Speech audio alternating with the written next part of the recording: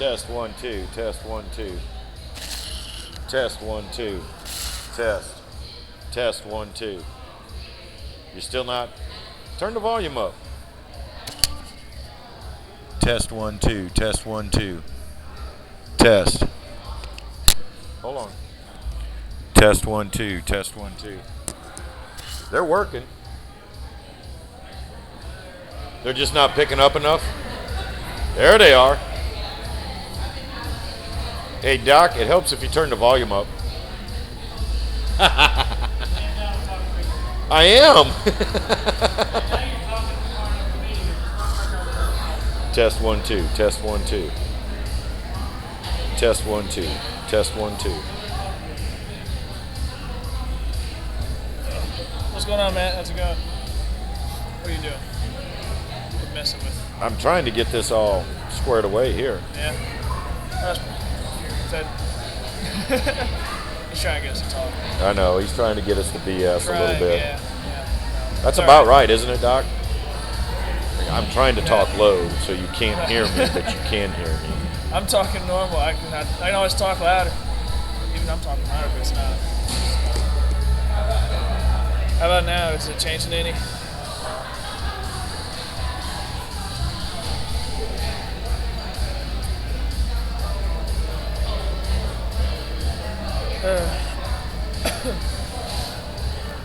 I'm trying to get this all figured out here. We only have the one computer up here? Yeah. That's all we need, really. Well, I thought, Doc. Hey, Doc. I don't think we're able to connect to the wireless internet here, which kind of sucks. Oops. Doc. Trying to blow people's eardrums up. Sorry. Oh, now it's really feeding back. Can you hear us now? Test. Test 1 2. Test 1 2. Test. Yeah, you can almost hear it up there. Kinda. You can't go too loud, so it's gonna start feedback. Yeah.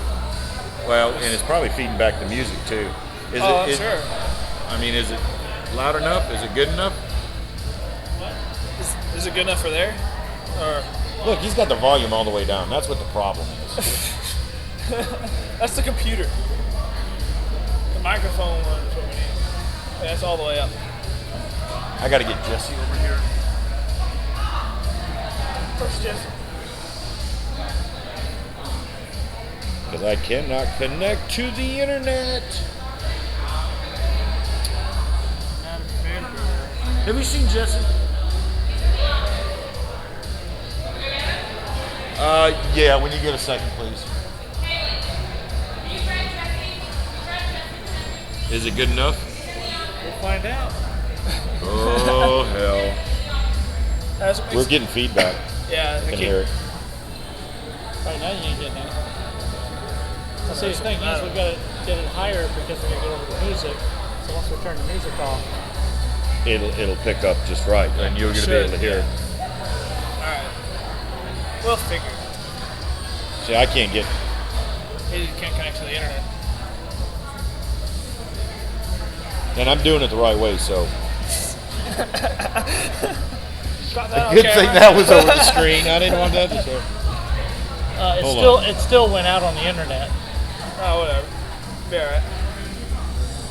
So we're live right now? Yeah, that's all I could test the audio. Oh, that's cool. Okay. All I'm doing is muting the output to here. Anybody else can hear us on the internet. Kinda. I'm trying to connect to the internet. Okay. Via wireless. The password, don't you? Yeah. I do have a security enabled network. Well, you still need the password. That's why it's the password. Yeah, that's why I won't let you on. Well, let him in. Okay. I got to figure out how to do that. What did you do already? I haven't done nothing yet. Yeah, you did. You clicked on it to connect. You just need to go down here to advanced properties. Change the password there. Change advanced settings. Yeah. Well, you might be able to connect to the public. It wouldn't work. It wouldn't. Yeah, I tried that. I'm not a computer guy. Okay.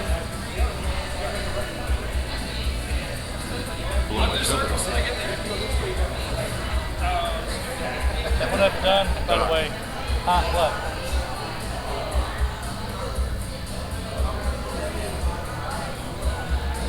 I think that's Bruce.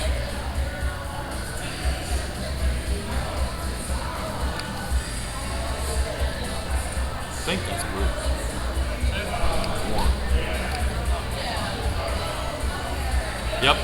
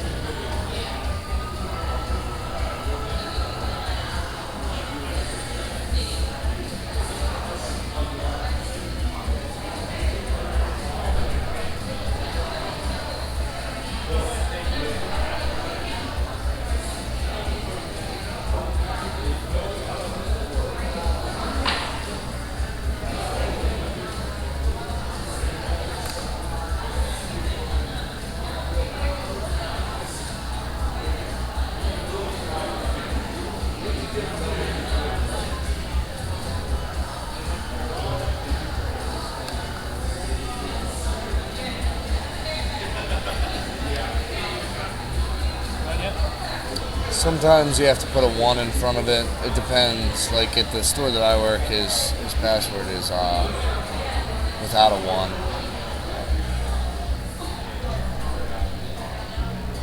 Didn't tell me the password was wrong though. You know, it's still trying to acquire an address. It's already acquired one. Yeah, I know. That's why I'm gonna try with a 1 in front. Come on. Don't like me. Something I said. Yeah, don't use the Windows one. You're supposed to use the Theros one. It's like this. Where's that? Maybe that could be the problem.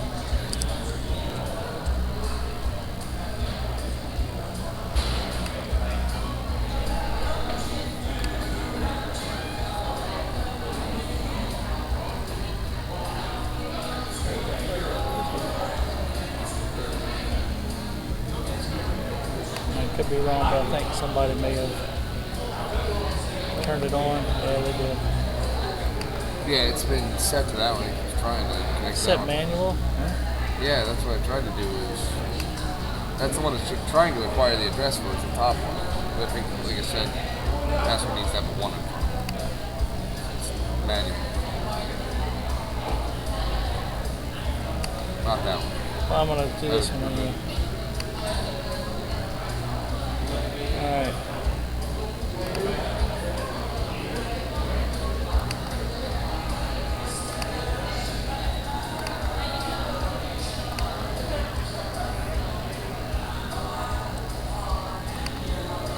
Hang on a second.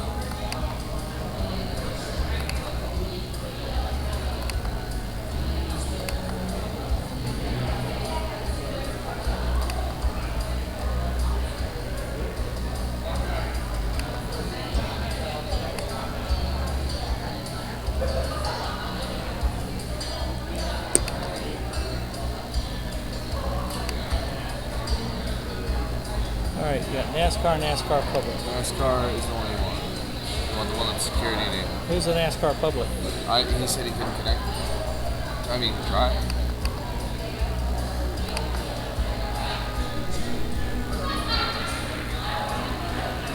You were connected that one before, but it didn't give you a... Sorry.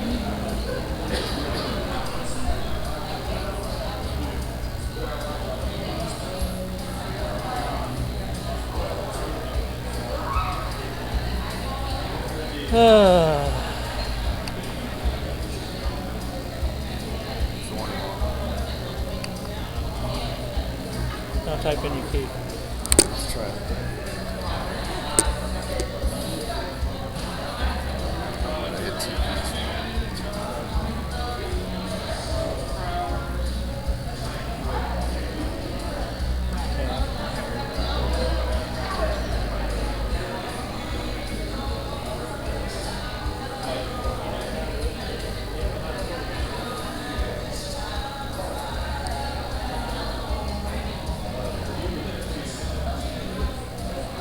Showing connected. Yeah, but to that one. Yeah, That's the one you wanted. Good. Let's see.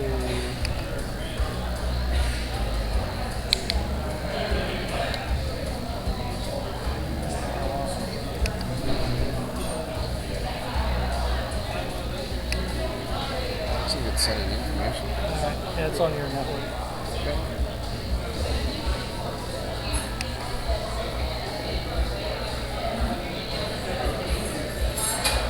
Yep.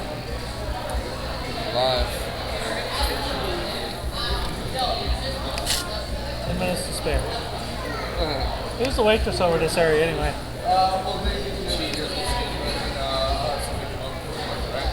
Oh, they.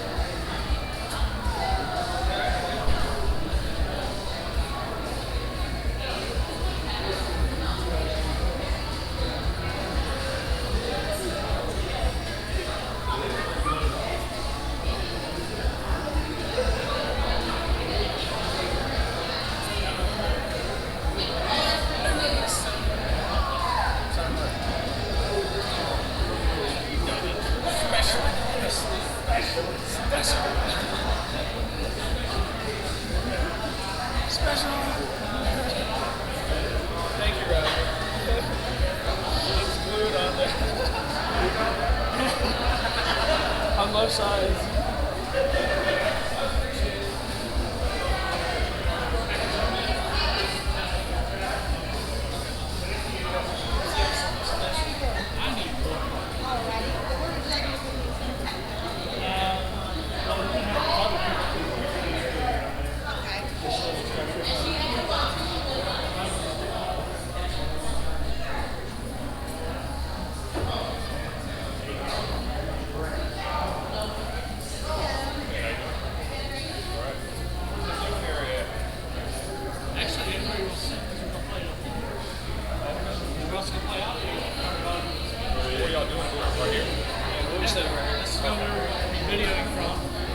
Sit over here, sit there, sit over here, sit over here, sit behind him right here.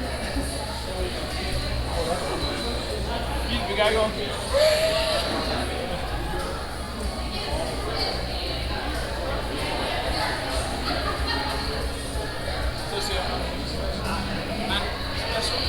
Actually, Matt was fussing about it. Where are you going to sit at all this mess? I don't know. Hey, so what do they forget their names? Special.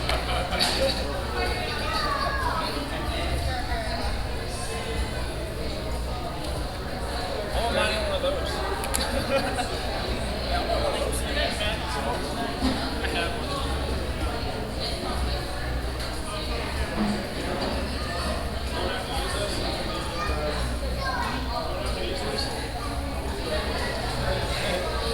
Sit too low.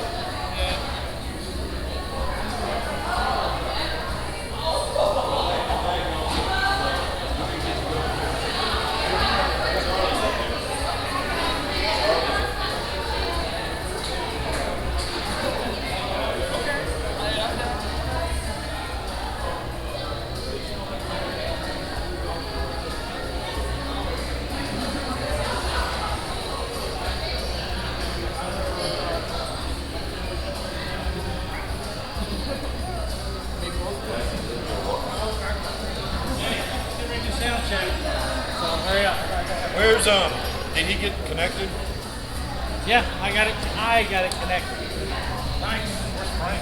Missing Sean too. Sean, you're missing Frank, you missed 3 guys. Well, let's do this real quick. This is the wrong. Get wherever you want to get. I just want to make sure I know where you do this. I don't know. Sure. How do you want to do it? I don't know how everybody's going to be sitting in the loop. Or they're just going to see a bunch of us sitting in a circle, fucking just talking. Yeah. Yeah, it's pretty much going to be a bullshit session. Which is fine. Those are the best ones.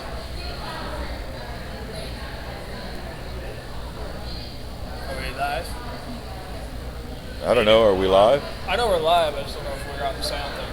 I don't hear ourselves. Sure. Are we live or are we It's been live. Yeah, that's what I said. I know we're been live. still? Always. The whole time.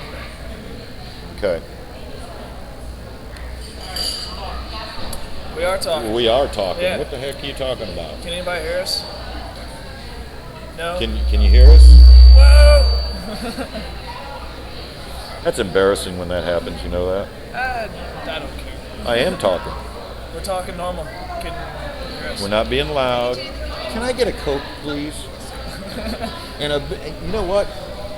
Are we eating here, Doc, too? Might as well. I got a thing of them nachos. Yeah. Yes. All right, coming up.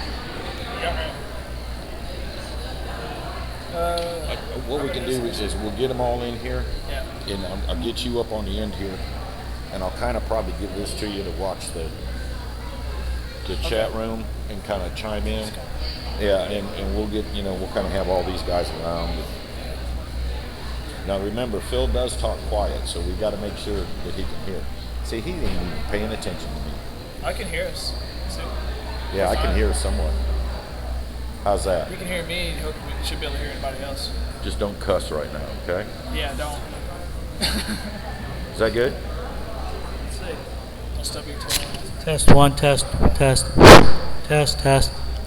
can hear it. Yeah, but they ain't gonna hear it like that. All right. Are we good? All right. You're done? No. Not. He's going to crank it up over there. So Steve talk. I can always. That didn't sound good. That didn't sound good at all. Never does sound good with us. That's way Can too you turn the much. bass down? It's not the bass, it's just I the know it's overfeed. feedback. How you I doing? know there's ways you can do everything. I'm talking. I'm talking. We're talking. Can you not hear us? Test 1, 2, test. I get a cheeseburger. Can I get a cheeseburger? She brought me a Coke, thank you very much. Hi, Dan. Great service. I don't need that. Dan. You can't hear Test me. 1, Dan 2. can't hear me, then we're not loud enough. We are. We're talking. We've been talking. Dan. You can't hear us. Dan, can you hear us? No, Na-na-na-na, boo-boo. nothing. I hate I'm talking normal, just like we would during the show. Yeah. So, they Test can't hear 1, us. 2. Test. I don't think he knows what he's doing. See, I don't think he knows what he's doing. Where's the sound operator? Jesse! Jesse, go there. Jesse! I'm talking. Hello. We're talking. Hello. Oh, I saw the thing go up. That's probably your phone. Your phone's ringing. Move these closer to us. Is that any better? Can you hear us now?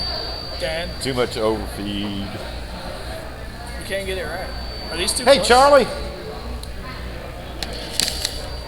I'm gonna get y'all. Charlie. Oh, he can't hear me now. Can you hear No, me you now? can't hear us. Who's Charlie? His did. Hey, bring everybody down. Well, I knew that because I saw Fuzzy, when his phone rang. Joe. Red. Bring everybody down for a minute. We're talking normal. That's what we're trying to do. Yeah, that's what. Can you hear up there? Because we're not going to barely hear you over there. Barely hear us over there. We're not going to scream. Well, that's his fault. We're blaming it on him. I say it's my fault because I got the wrong plug. We're actually peaking pretty good. That's going out. That's not coming out. Wouldn't it, well, I mean, for the show, we're doing pretty good. And we could speak a little bit louder. See, we should have done this 5 hours ago. Yeah. It's okay. We can get. People know how we do it. Just kind of Yep. go on the fly. Hey, Fuzzy. Get everybody over here. Hey, you speak for a minute. I'm trying. Oh, let's see. What we got? There's nothing on. There's tennis. Come on, Charlie.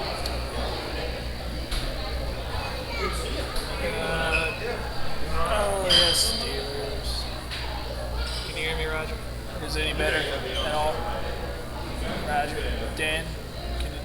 Can you hear me? Dan.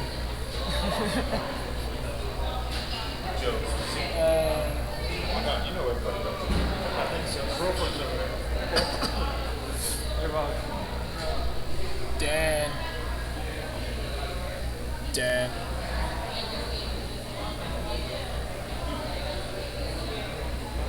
Dan, can you hear me? Can you hear me? At all? Can you hear me? Can you hear me? Can you hear me? Can you hear me? Gordon sucks. Gordon sucks. I'm making a left turn. I'll touch you.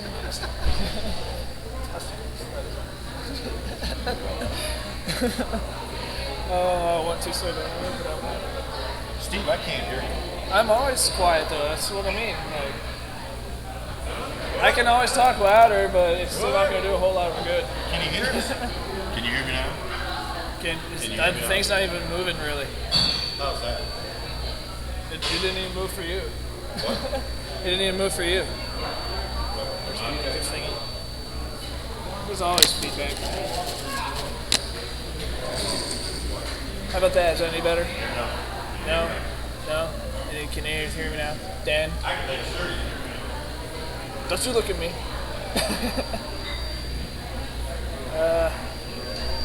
Alright. So we got testing coming up.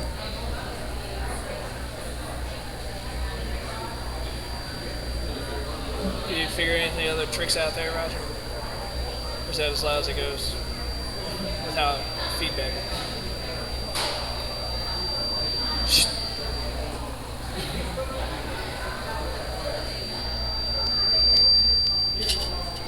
How do we control that? It's getting ridiculous. It's like...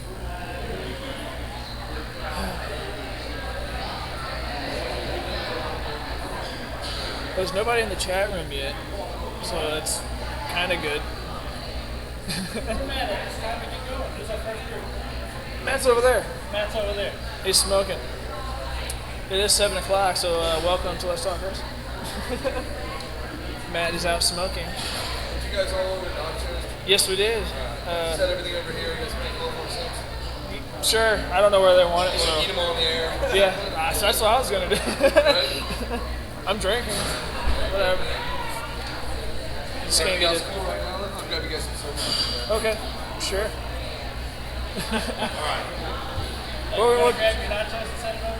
Yeah. Hell I yeah. want my nachos over there. yeah, but see, I'm quiet, even though I don't know. Doesn't matter.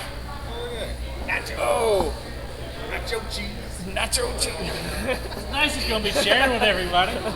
Oh, I know. Look at that. There's plenty. I know you can't eat it all. What? The fuel things? They're pretty cool. I have one that's really old. From Talladega. It's white. Yeah, we're still there. We're gonna have a crowd, but you should get a sign. Billboard. I'm on. Bear with us, everybody, as we get Matt getting all his guests lined up here. We have some technical difficulties. People won't wander off. People like to wander off.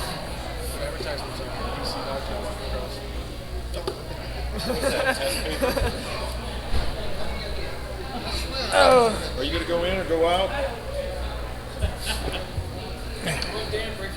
Come on in, guys. And now, feel free. Joe, get over here, Papa. Come on, Fuzz. Scoot in here. I got all you guys on here. Do you want to take that? Bubba, I'm going to get with you, with Charlie, and Phil. And we're going to just go nuts. And guys, these are the best nachos. Please, don't feel bashful. Jump in there. Can't eat and talk too. Yeah, you can. Oh, sure you can. I can drink and talk, but I can't eat and talk. You can bring a talk. You want something to drink? You want something to drink? You want to bring your coffee over? Yeah, maybe I Steve, should. could you? Right on the edge 1, of the 2, table. 3, 4 table right there. Yep. Bring it on over. You want to bring my bill Sure. Where is it? over there? Where? Hey, Steve, grab that beer right there on that deal too. You can bring a beer. We're at the NASCAR Grill. Come on. You must be driving. You must be driving. Yeah. Designated driver. You're designated driver. Put it back up here. Who's the gentleman with you? That's my brother. That's Bill's daddy. Oh, it is. Oh, okay. We'll get into that a little bit because now he never raced, did he? No, he was the wrench turner. He was the wrench turner. Okay. Fix everything you got broke. Well, See, not everything did. Are we on? Oh, we've been on. See how laid back this is? We've been going for Only 45 minutes now. 45 minutes now and we don't even know. I've been talking about my bill. Yeah, don't NASCAR Grill, Let's Talk Racing. We're here. oh yeah, Joe. We've got How you doing, Bruce? They said you were going to be here. Once we all get over it.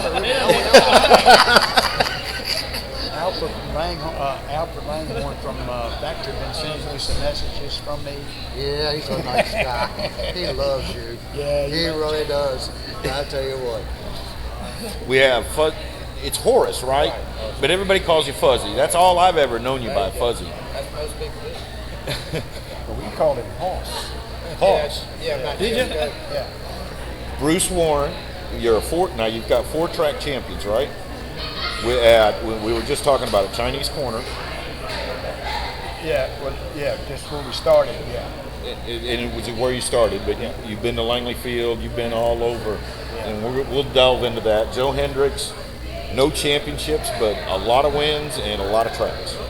Not a whole lot of damn wins. Not a whole lot. A lot of tracks, yeah. A lot of Hey, tracks. let's get it right, yeah. A lot of tracks. A lot of tracks. Yeah, But a few wins down the way. Not as much as you wanted. No, nothing. Never come around.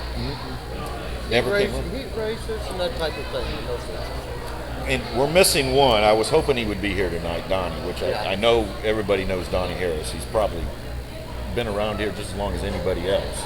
His family has. His family has. So, and I want to talk about the olden days, and we were kind of talking a little bit earlier. You guys literally would race all the time. And I believe you were the same way too. You guys would race 5, 6 nights a week. Well, not me. I had 5 kids. You had 5 kids? He stayed home a lot. Maybe a little too much. Yeah, he should have been with us. Well, we would get sometimes 2, maybe 3. But that's about our limit. How are you fixing that? 2 or 3 a night, or 2 or 3 a week, usually on the weekends. But mostly we would Saturday night or Sunday afternoon. You know, weekend guy. That was all. And I'm sure y'all were the same way. Y'all just I went worked 5 nights. 5, 6 nights a week? No. You never ran that many? No, I'm like him. I was working man. We run one night a week. One night a Maybe week? 2 if we went to Saluda the next day or something like that. Did you stay on dirt mostly? No, I run asphalt just about all the time. But we used to go to, I run Saluda the first time it ever opened. Did you really? And were you dirt or asphalt kind of guy? Started dirt, wound up asphalt. Wound up asphalt? Yeah. How did you get into it? Actually, I had a couple buddies that was into racing, and I had this 39 Chevrolet that I was going to fix up on my hood. And when this guy said, let's make a race car, let's make a race car. So one night we started, but we never finished with that car. And so then we sort of got the bug, and my father-in-law had a 35 Chevrolet behind his house, and I asked him about it. So he said, well, if I give him this car, maybe he'll kill himself, and I'll be rid of him, you know. He was open. And so we ran that thing at Chinese corn and jalopy races. And of course I tore it up, and we got another one. And we did pretty good. I mean, you know, but then that racetrack folded up, you know. I mean, Right. you know, just went by the wayside. And then the next year they built a racetrack down in Suffolk. It was a long straightaway, short turn, half-mile track. And we ran a jalopy car down there, and we'd run right in the front. Didn't, you know, never finished the race, you know. But I mean, it always would blow up or something went out. And never finished the race, but we was in the front when she blew. And so finally, the last race that they ever ran at that track, I was going for the lead, and the guy ran into the side of me, and that thing flipped and flopped and flipped and flopped. And of course, then I hurt for a year. And so then the next time was at Moyotte, when they opened the racetrack at Moyotte. We ran part of that year in the hobby division. Then the next year we won the hobby championship in 1962. And then the next year we won the sportsman championship at Langley. So you just kind of moved around a little bit, you know, but you usually stuck to one track, it sounds like. Basically. Yeah. Was Moyotte asphalt when you ran it? No, it was dirt at first, and then later, must have been 64 or 5. They I were did asphalt. 65. I went down there was asphalt too. I done 63. And you just ran whatever. Yeah, we started in Langley. And then I went to Richmond the first time. Close that first time I sat on asphalt. That was 300 lapper. And Took the dirt car up, and I think it was Eddie Croce. I asked him, I said, I've never been here, what do I do? He says, well, see that sign on the wall over there? He said, yeah, you let off over there. You see the sign on the wall over there, you let off there. He said, if you do that for 300 laps, you'll win this thing. We finished in the top 5. And then I was hooked on it. I loved it. took off from there. Well, I loved asphalt out there. Asphalt. What did you like best? Dirt, asphalt? That was more competitive on dirt. It's More just like it competitive? is now. It's a lot of it's about money. If you got a lot of money, you run better, like just like Landon. You got a lot of money, you run good at Landon. Right. You can go to Saluda and be in decent shape and you can run good down there. Right. So We run Saturday nights at Lane and go to Saluda. On Same Sunday, car? see, they used to, Oh, different cars? Yeah, they used to run Saluda on Sunday, Yeah. and that's what we went down there. You were already retired. I mean, you got out of I it. remember when Bruce retired. Really? I was in the stands that night, or in the pits that night before they cranked Billy. When you got in the know when it was. I don't think he retired then, but it wasn't long. Wasn't long. The last year we ran our car was 1975. Yeah. And then I drove to that guy over there on Hodge Lane for part of the year.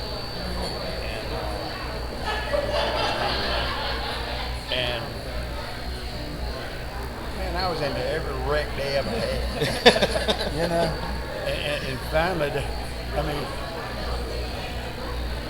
it wasn't me so much. It was just that I was in the right spot at the right time. Yeah.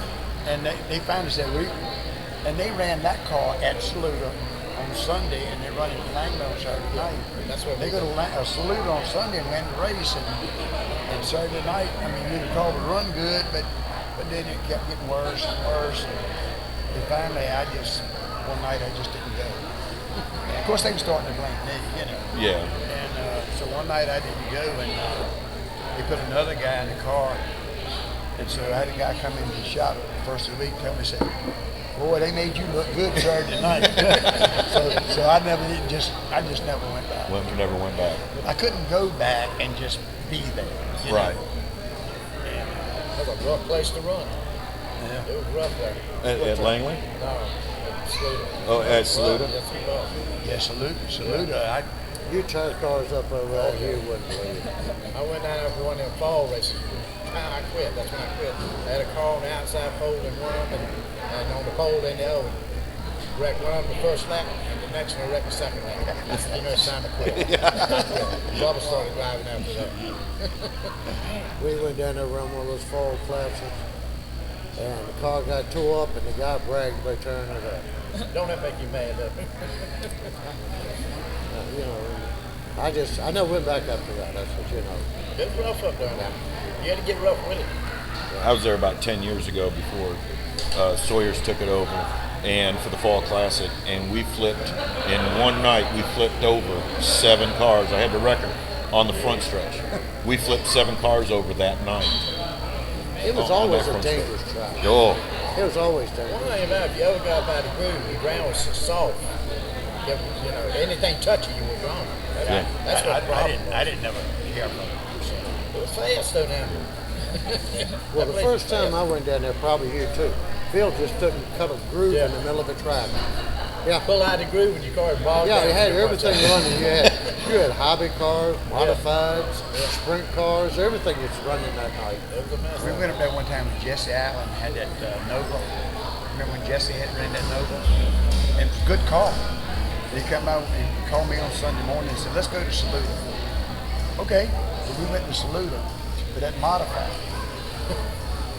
And when the Volkswagen passes you in the corner, you know you're getting somewhere. You were in trouble. But they had them 16-inch wide tires on it. We took them off, put the sportsman tires on it, the 10-inch tires. And here come the Volkswagen by. I mean, that was better, but the Volkswagen pass you, you know you're in trouble. You're in trouble.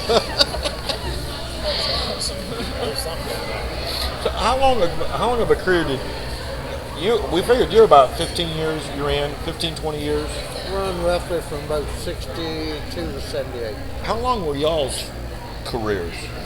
You were talking 1959. Well, I first started, pretty sure it was 1959, which was the last year they ever run Chinese Corner. Right. And the hobby thing. And then we ran every year from there until 1975 and part of 1906. Probably about 8 years. About 8 years. About that. I was in between where they were at. I don't know their age. But, I'm old. I am too. But I didn't run I'm way that old, much. man. No, I'm 67. 67, I'm 70. I'm ready to race again though. I still got to I get know up he's and as go. old as I am older. How old are you? 70. 70? Yeah. I just turned 72. Did you? Shit, I'm I a remember spring going. chicken. I remember going to watch him run all the time before I ever started any kind of racing. They're actually starting a series for retired drivers. And I think the first race, if I saw where it was going to be at Iowa Speedway. And Marvin Ponch signed up for it and is going to go run this. And the way I understand it, it's a really strong car, but it's for guys that still want to race. You sign up for it, and it costs like so much for a race. They supply the cars, kind of like an IROC series. Do they supply the options to go along with it? You ain't seen him run South Boston? No. There's guys I down mean, there pep pill, over there oxygen, all that Oh. stuff. Big plants down there they You, run. you know, they had a race at Dixieland one night, and I guess it must have been about 1985 or something. They had all I read these it. The old timers. I all read them it. old guys down there. I read it. And this guy asked Bill Champion, said, "Where you want to put the oxygen bottle?" And you know, I thought these. I mean, they put all these guys. Some of them had been in the race car 20 years. Remember, and I thought they were just gonna make a parade lap or something. You know, they dropped the green flag, and these fools went crazy. I went down there, was supposed to drive a hobby car. Got down there, Jerry McCormick said, "You're driving my car." That was a super modified. We finished second in it, but I'll tell you what, the first lap I had a tire inside the car with me. It run right the door, knocked the door off. Sure, that's all right. Go ahead, keep on going. Keep on going. They've got a Virginia old timers Yeah, at South Boston. at South Boston. Monk Tate's got a Modified car. just like he used to run the whole Yeah. deal. Yeah. There's about 8 of them down there. And I don't think any one of them's under 70. The Coops. Yeah, Coops, coaches. We had somebody. There's some of them that's been run, that was run right at Atlanta at one time or another. Yeah. We had our car went to Florida, and you know went to Carolina, stayed behind the barn down there for years, and then Craig Merle's son. I don't know if y'all remember Craig Merle or not. He ran Saluda Langley's son, and his son bought the car and carried it to Charlotte. Then it went from Charlotte to Florida. And because every time they would go somewhere, they'd call one pictures. Well, we didn't have anything. We couldn't find nothing to send them. Right. So then they called one day and they wanted to sell it. So Bill and my brother and me and another guy was going to buy it. And Phil was going to go to Florida with his trailer and get it and bring it back. Then the guy went up on the price. And that's been probably 10 years ago. And I think it was last year, some guy brought me a picture of that car off the internet. Really? And I know it's the same car because, you know your car. Right. I mean, it had a different hood on it, different fenders, and different bumpers. But that was the same body shell, and I know it. Yeah. And it mentioned that it was driven by Bruce Warren in Norfolk, Virginia, and won 8 championships. And I said, I wonder where they got all that information, but Yours, actually, you've got a car that's still running around My down in late model is Carolina. still running. Your last late model is still running Still down painted there. burgundy with the 30 on it. Yeah. H&H on it. Yeah, it was. I sold it, and then somebody else bought it, and then it got on the internet. The guy bought it. Sitting there one day, and the guy called and says, "Hey, I bought your car." I said, "What car?" He said, "Your late model." I mean, he was asking me questions about it, and he went back to Tom Pistone and put the original brakes and all the stuff back original. He's won races with it. He said the best handling car he's ever owned. And we went down to Kinley. He had it down Kinley. Blew the motor, but he had it down there. I never did see it run, but Yeah. he's running all through the Carolinas with it. Yeah, there's some, every now and then you'll run into a picture like if you go to Kinley or some of that. And that's becoming real popular, this I don't want to say old timers, but these classic and vintage cars. Well, them guys are serious down in And- South Boston now. They don't play around. They run it. Oh yeah. They got who was driving Monk's car? I don't know none of them. None of them originally drove, but they had originally drove somewhere else, but I didn't recognize them. Yeah. But I'm telling you, it's just like the car Joe used to drive. I think he got bigger motors than we had. No, they got regular V8s, you know? Yeah, so, Flatheads. yeah. Some of them can be the stock, the way they used to run. But some of these guys, and there's a class that actually runs with them. You can take like a super modified today's and put an old body on it, like a Gremlin or a coupe or sedan. And man, I'll tell you what, these guys are. It's just like he said. They're racing for $1 million out there in these old cars. It's neat to watch it. Yeah. When I drove Al's car at Langley a few years ago, I mean, I asked him, I said, how fast can I go? He said, go as fast as you want.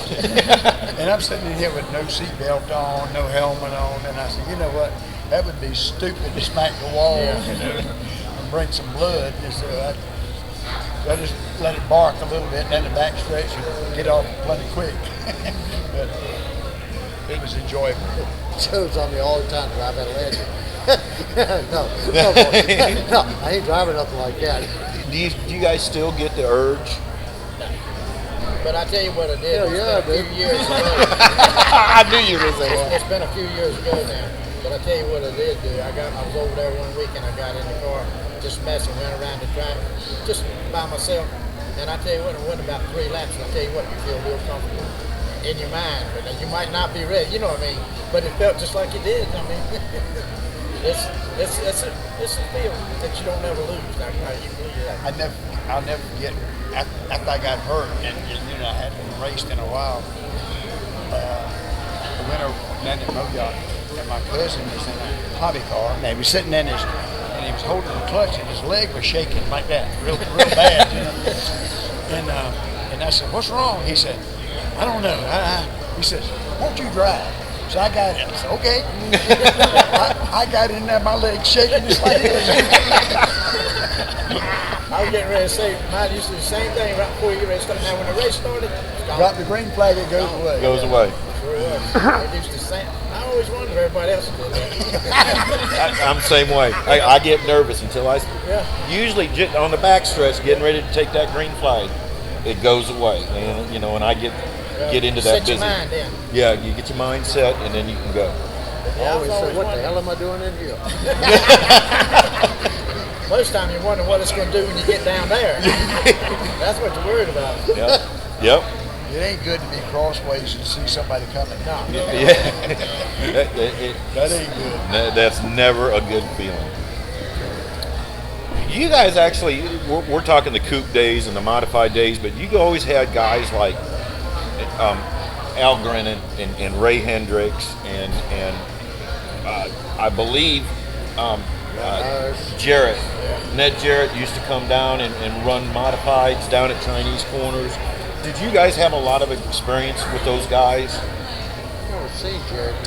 I never seen that. I remember when Ned Jarrett would come to Chinese Corner, and be a spectator, and Wendell Scott. Yeah. And Now, I seen him in a couple. What? And a lot of those. Well, he's been to Langley when he ran the Winston Cup. Yeah. Yeah, but I had never seen him in it. Wendell Scott ran late models over there one night, which was our first late model, and we had sold it, and Wendell Scott drove that car that night at Langley, and came down. I think it was a Special deal. and I'm not sure what happened or whatever, but one of the guys knew him, and he says, I was up in St. Petersburg or somewhere up in Florida, and said, you was out there putting them bearings in that motor in the sand. He said, best motor I ever had. Last time I seen him run was Southside. Wendell? He Last was race I wild. seen him run was Southside. He was wild in his younger days. The real champion helped him a lot when he was running. I think everybody tried They that. did. Everybody tried to help him. Was he? Take away the color. Was he a real racer? Was he really a good driver? I think so. I think so. You know, I mean, I don't know. He was competitive. was he? Most times he was. I think he was for what he. I think he had a lot of people that helped him a lot because he was a poor man. Right. But he ran good, and one of the famous pictures they had when they come in for a pit stop and they give them a pair of tennis shoes. Yeah. I know you've seen that. But I've seen him run some good races. Really? Who was... Joe and I actually talked on the phone the other day about Ray Hendricks, but your guys' opinion, who was probably the best in this area? You know, Ray was kind of in a league of his own. Who else would you guys... Who was the one that stuck out the Are most? you going asphalt or dirt? Take your pick. If you say dirt, I'd say Gene Lovelace. That's what I'm saying. I've heard Gene Lovelace too. Gene Lovelace. And Al Grenad's another one that really comes to mind. Al was very good. Al was better on asphalt, I think. Yeah, I do too. But Al was a good race car driver. Al would race Go anywhere. 15 times a week if they had it. If they had it. Really? He raced anywhere. Anywhere, anytime. Al was a good driver. We went to Pulaski one time. You ever go to Pulaski? No, never made it. Pulaski. We went to Pulaski and Al was a hot dog. We'd never been there. And Al was running a Falcon, modified Falcon, and we had 36 Chevrolet. And Al says, follow me. So I go follow Al. Well, you run right up real steep banks, dirt, run all the way to the top of the bank. And I'm a low running guy, you know, I like the inside. But as long as I followed Al, I was fine. Come to find out, the trees at the end of the straightaway were 40 feet tall. And they looked like shrubs. And the other, there was no fence except right in front of the grandstand. The flagman stood on the side of the mountain. And one end, at the turns, you see the tops of the trucks and stuff out in the parking lot. Yeah. And I wasn't comfortable up top. I don't think I would be either. I wasn't comfortable up top at all. Any other names come to mind with y'all? Ralph Rhodes, Frankie Burnham. Yeah, he was I say very good. Frankie all the Just time. Frank Burnham. Yeah, like just that. Frank's wife passed away last week.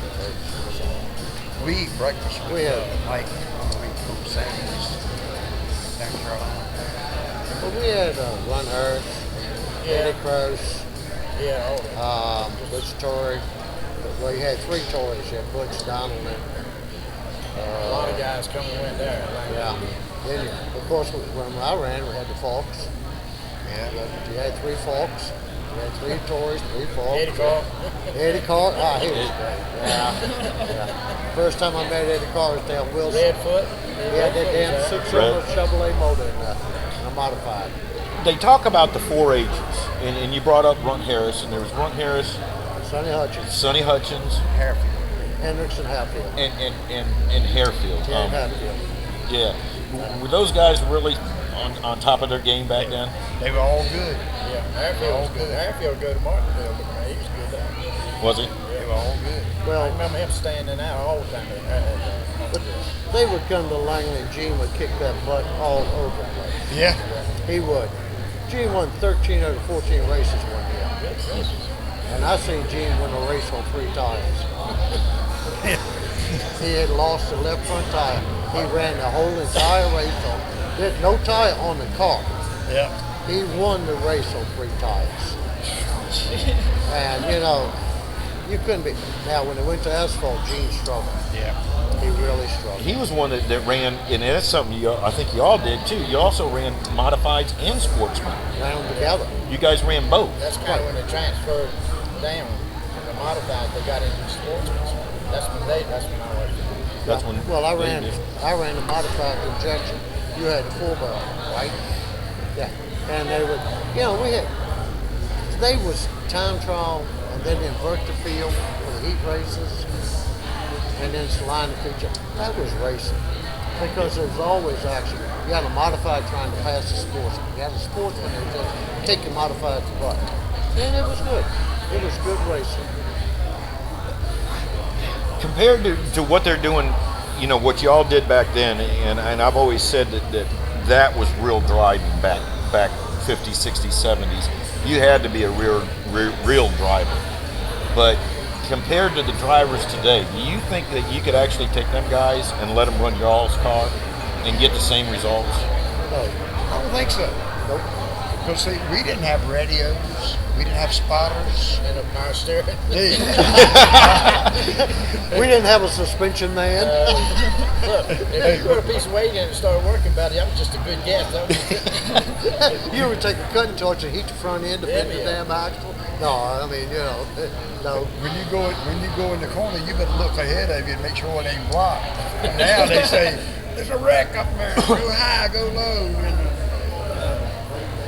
And, I don't think they could last 300 laps in the car with no power steering. Lord. Yeah, you go these tracks we were with Langley, 200 lapper in Langley, no power steering. You'd get out and your arms are just ready to explode. You know, even when Joe Carver come there and started running the cars like Bubba and all of them run, they run 300 laps, 250 laps. Yeah. Every week was at least 150 laps. That was a minimum. Phil was running and all. Them boys can't do it now. They can't do it. We go to Martinsville run 250 I don't laps, think no they power keep their line steering. straight that long. Yeah. And no power brakes probably most of the time. Oh, we'd have brakes after 50 laps. About 2 laps. Yeah. You'd hold it to the floor, get to the flag stand, and start pumping, and hope it would catch enough to drag. Catching in the up to car. drag to go into the car. Yeah. That's a whole lot different. That's a scary feeling. They had Kurt Busch won Darlington with no power steering, but he didn't go the whole race without it. It was only like a quarter of the race. And too, the front ends are like that. You set a car now different than you did then. Back then, you set the car with a pull through the corners. You know, I mean, you didn't have to turn the car. And yeah, well, if that front end set up, I don't think you could drive one with much catching camber. And that's one thing messes up now with the power steering goes out. You got no lead. I mean, Yeah.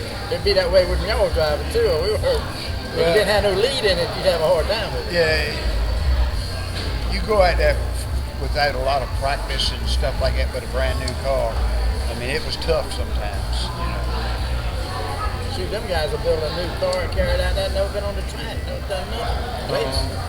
Well, did you have Didn't have power with steering us. on your Pro 6?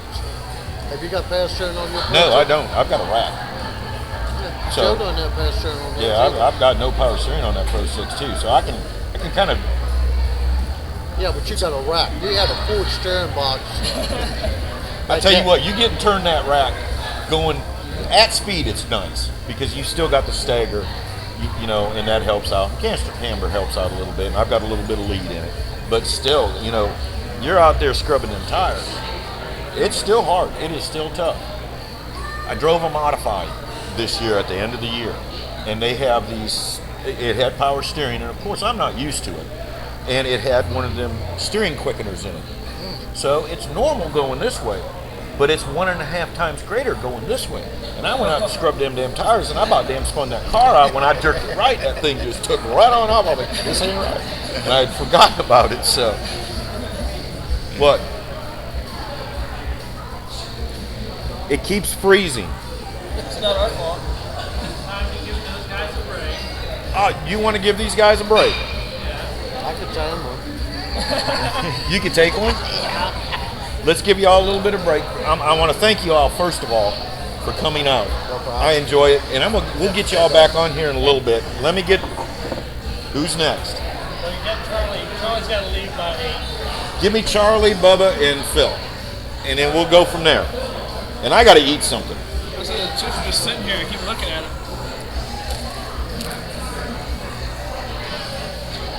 I love stories like that, all the old time stories. Winning a race on 3 wheels, I mean, you'll never see that anymore. And there's a bunch of stories. Come on, guys. Where do you want us at? Anywhere you want. Come on in. Charlie, Phil. Phil, you're a quiet man, so we got to get a mic near you. So come on. Some nachos. Come on, that's why I got him here, guys. Other stuff on. Come on, don't be bashful. Dig in there. Bubba Adams, you got a few championships. Won a Langley championship. Langley championship, and you're one of them. And a regional in '86. 86 regional, 82 track.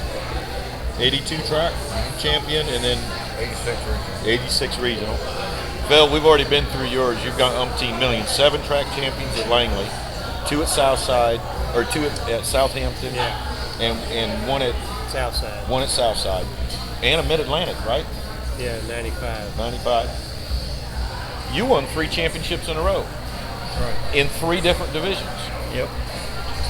Hobby stock, sportsman, and then late model, correct? Right. Won the first ever late model, correct?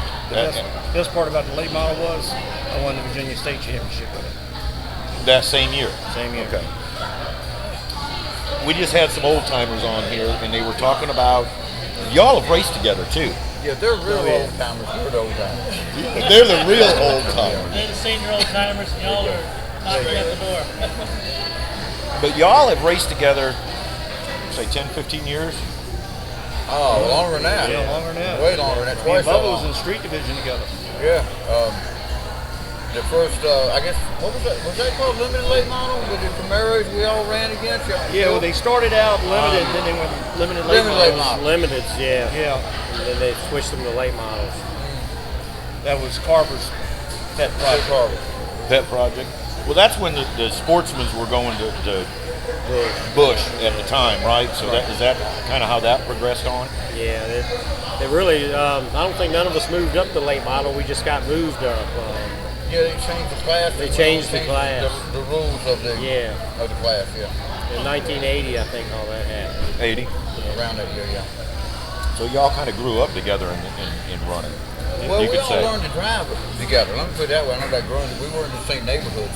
I wasn't. I don't, them guys lived close together, but we all learned to drive together at the same place. And that's what I'm talking about. Y'all were in the same period. Who else was with y'all back then? Who else came up with y'all? Elton Sawyer, Wayne Hamburg. Yeah.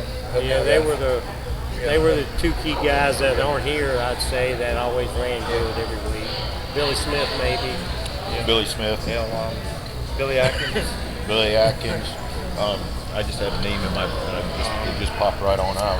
I can't think of the name. Drove the 57 car. Eddie Johnson. Eddie. Yeah, Chip Hudson. Chip Hudson. Roger Sawyer, maybe. Yep. Yeah, other guys. He was a little later coming on, but Elton's brother. Roger used to tell me the story that the first time he ever got in a late model, it was his brother's backup car, and he tore that thing up, and they couldn't even fix it. The first time he was ever in a late model. Let me tell you the story. I was there the day, and we were kind of rivaling the Sawyers and us. But he went to Langley to practice, and we were kind of on top of the world, and we were running real good, winning a lot of races. And Everett, which is his daddy, showed up with Roger, and Roger was struggling a little bit, and he almost ran over Everett out there in the grass. Needless to say, at that time we had a good laugh. I get along with him good all now, and it was just all about funny. I'm glad he didn't run over him. Roger or Elton was just a little bit earlier than you guys. No, Same time. same time. I started a year or 2 behind them, probably. Phil started a year ahead of me. Nah, behind you, I Yes, believe. sir. You were 1 year ahead of me. Oh, yeah? You were a year behind me. Yeah, you were ahead of me. Him and Elton were racing, I know, when I started. Yeah. And I Year or started so. in what I considered, I'm not sure what the class was, called street car. But it had That's what I a had. 68, 69 Chevelle. Yeah. And then they moved us up to the Camaros, the 80 Camaros and all. Right. Charlie had a, Monte Carlo. yeah, but who built it? Who built it? The guy mid, Oh, Junie Nelson. yeah, he done the work on it, but you actually bought it from, No, we built it. you did? The Okay. Monte Carlo. Yeah. All my cars were built by Junie Nelson until I went to Savacas in '83. Gotcha. All my cars were hand built. The one Camaro that I won the championship in, that was a Howe car. Howe, But we that's- bought that's it. who I We was bought it thinking, back Howe, in pieces yeah. and put it together. I knew that was how. Yeah, Ed Howe. Bought a kit car kind of Bought a type deal. You know, went up there. Matter of fact, I bought a clip back for Phil at the same time. I went up to Ohio and come back loaded with stuff. And you pretty much, you built almost all your cars back in the day, didn't you? The first 2 or 3 cars I built just like, myself, and then later on we switched to Savacas chassis, and I ran them pretty much up until the last year I ran. I had a Hedgecock Hedgecock chassis. car. So I took a different route than that. We dealt with Rick Townsend, different. I went to the Bush car I originally bought from Rick Townsend down in Greenville, South Carolina. And then I bought a stock car from him. And it was kind of a dominant car. It kind of set the pace for a while. But I took a little different route with me. But Guys, dig in with these. I'll never eat them all. If y'all want some, please. I'm full.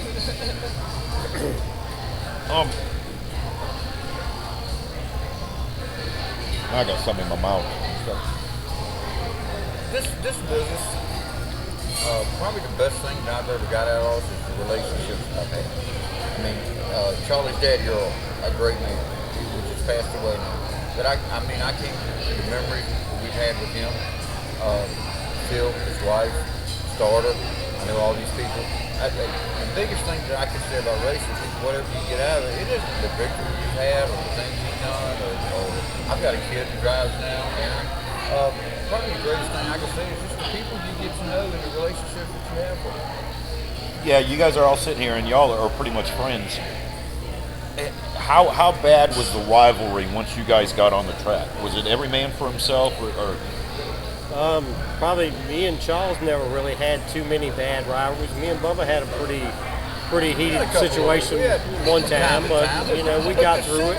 Considering the length of time that we raced together, it's probably not significant. Yeah. I mean, me and Phil used to keep our cars in the same garage for a while, side by side. I built some of my cars that ever saw your shop, you know. And then again, we had a major rivalry at one time. Yeah. We actually had gone to blows from time to time. I see Elton. When Elton comes down, I see him, and we're best of friends now.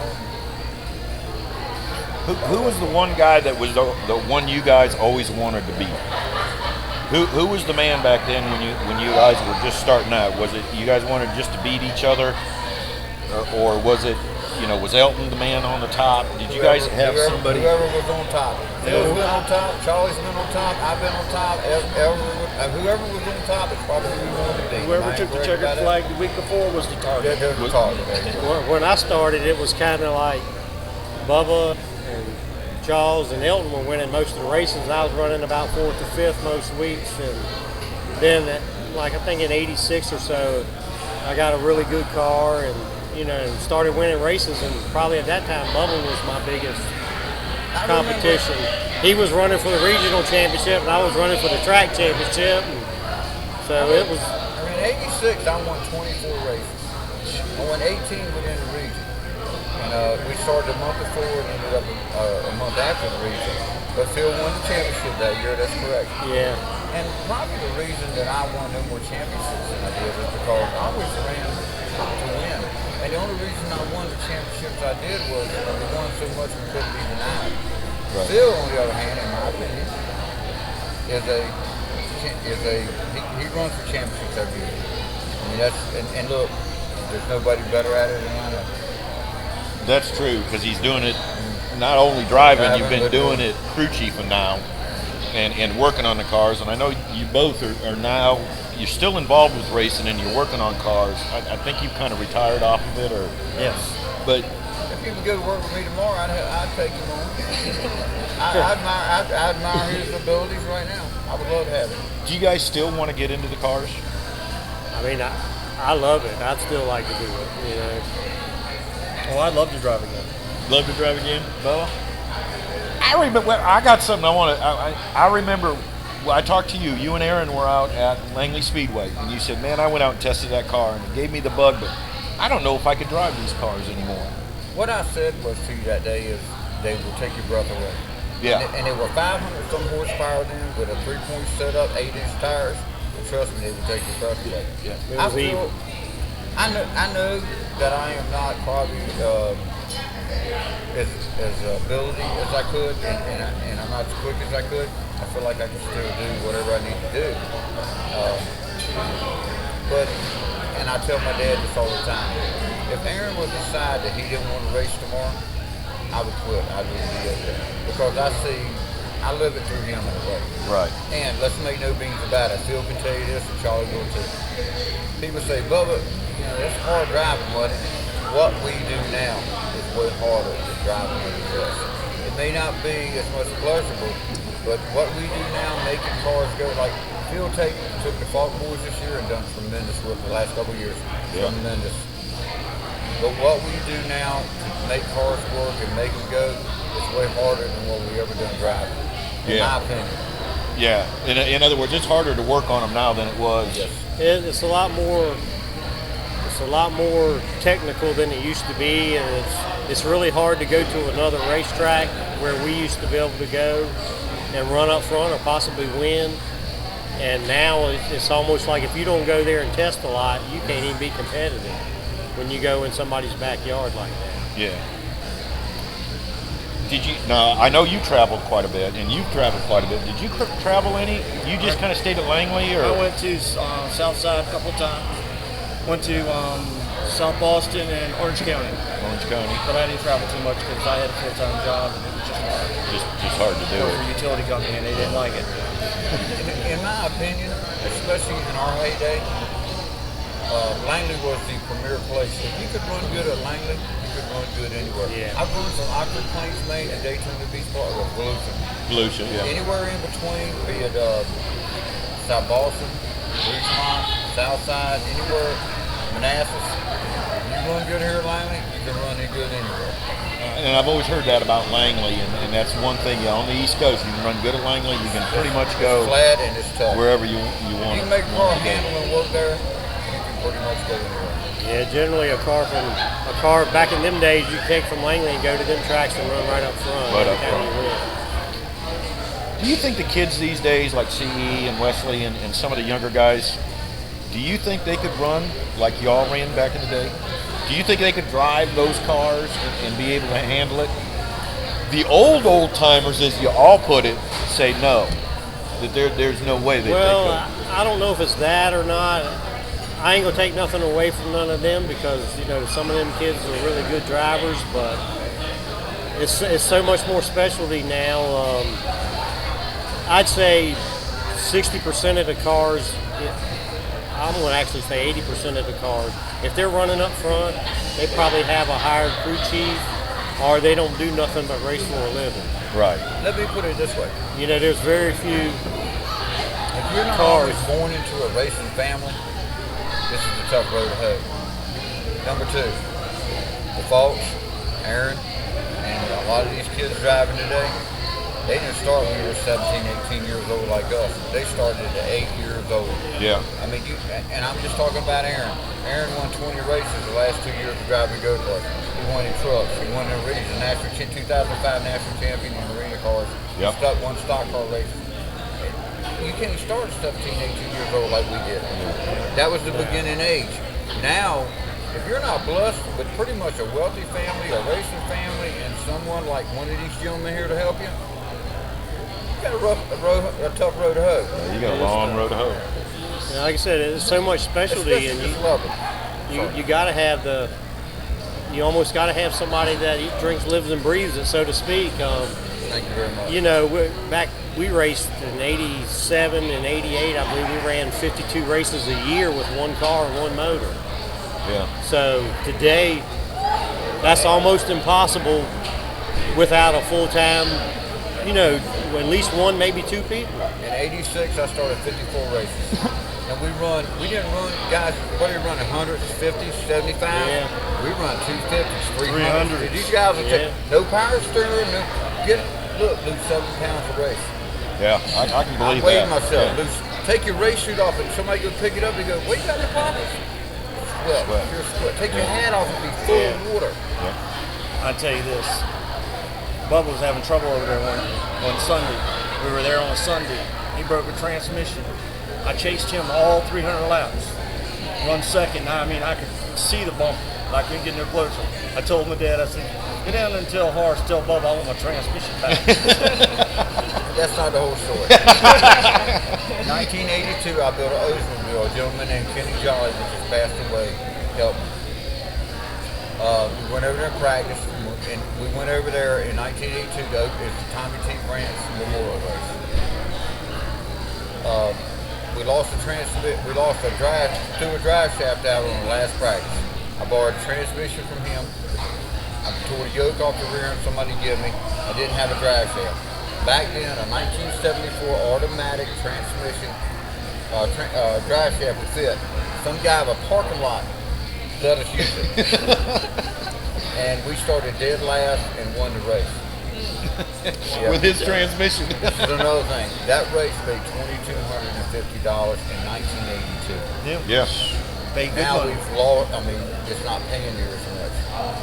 And look, the economic times are tough for everybody, and I understand that. I got a $50,000 race car in the shop now. It may have 7 races on it, and I really almost can't afford to run because I'm having to run for $600-700, and You can't run it. Yeah, it's just tough to do. Yeah, it's a losing proposition every time you go to the track now almost. Unfortunately, I hate to say that, because back when I raced, very little sponsorship money that we had, so we raced on what the car won. Right.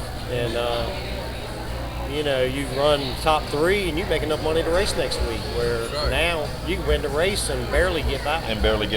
Yeah. Yeah, everything else has gone up, but the pay's not gone up. Yeah, I mean, down. you got to look at it from the it's racetrack really gone side down. too. Everything on his side went up too. So, I mean, it's bad all the way around. But Yeah, no, I don't think it's the racetrack's fault at all, because it's No. just like you said, everything else has been able to raise up. well, them $380 set of tires is $580. $580 now, yeah. So that's gas is $7.50, $8 a gallon. It used to be $3 a gallon. Yeah. Most of the major players now are buying a brand new set of practice and running. Yeah, You got some guys with some unlimited budgets out there. yeah. Now that's tough to compete with because it's hard to guess what a car's going to do on the tires with old ones. But then on that part, but that's what you have to do to win. Am I right? I mean, that's the only way. It sure is a heck of an event. It sure is, Well, back in the days, we'd go to the racetrack. You couldn't afford. Now you got to have 4 brand new tires to qualify. Well, here's the deal. It used back in the day, Bill, you bought your tires for the next week, that week. A lot of times you scuffed them. Well, You know? a lot of times we didn't do that. A lot of times we only bought 2. Yeah. We ran on the 2 old ones and 2 new ones. Look, my dad and I have trained all our life and worked hard in the heat, the sun, and the cold.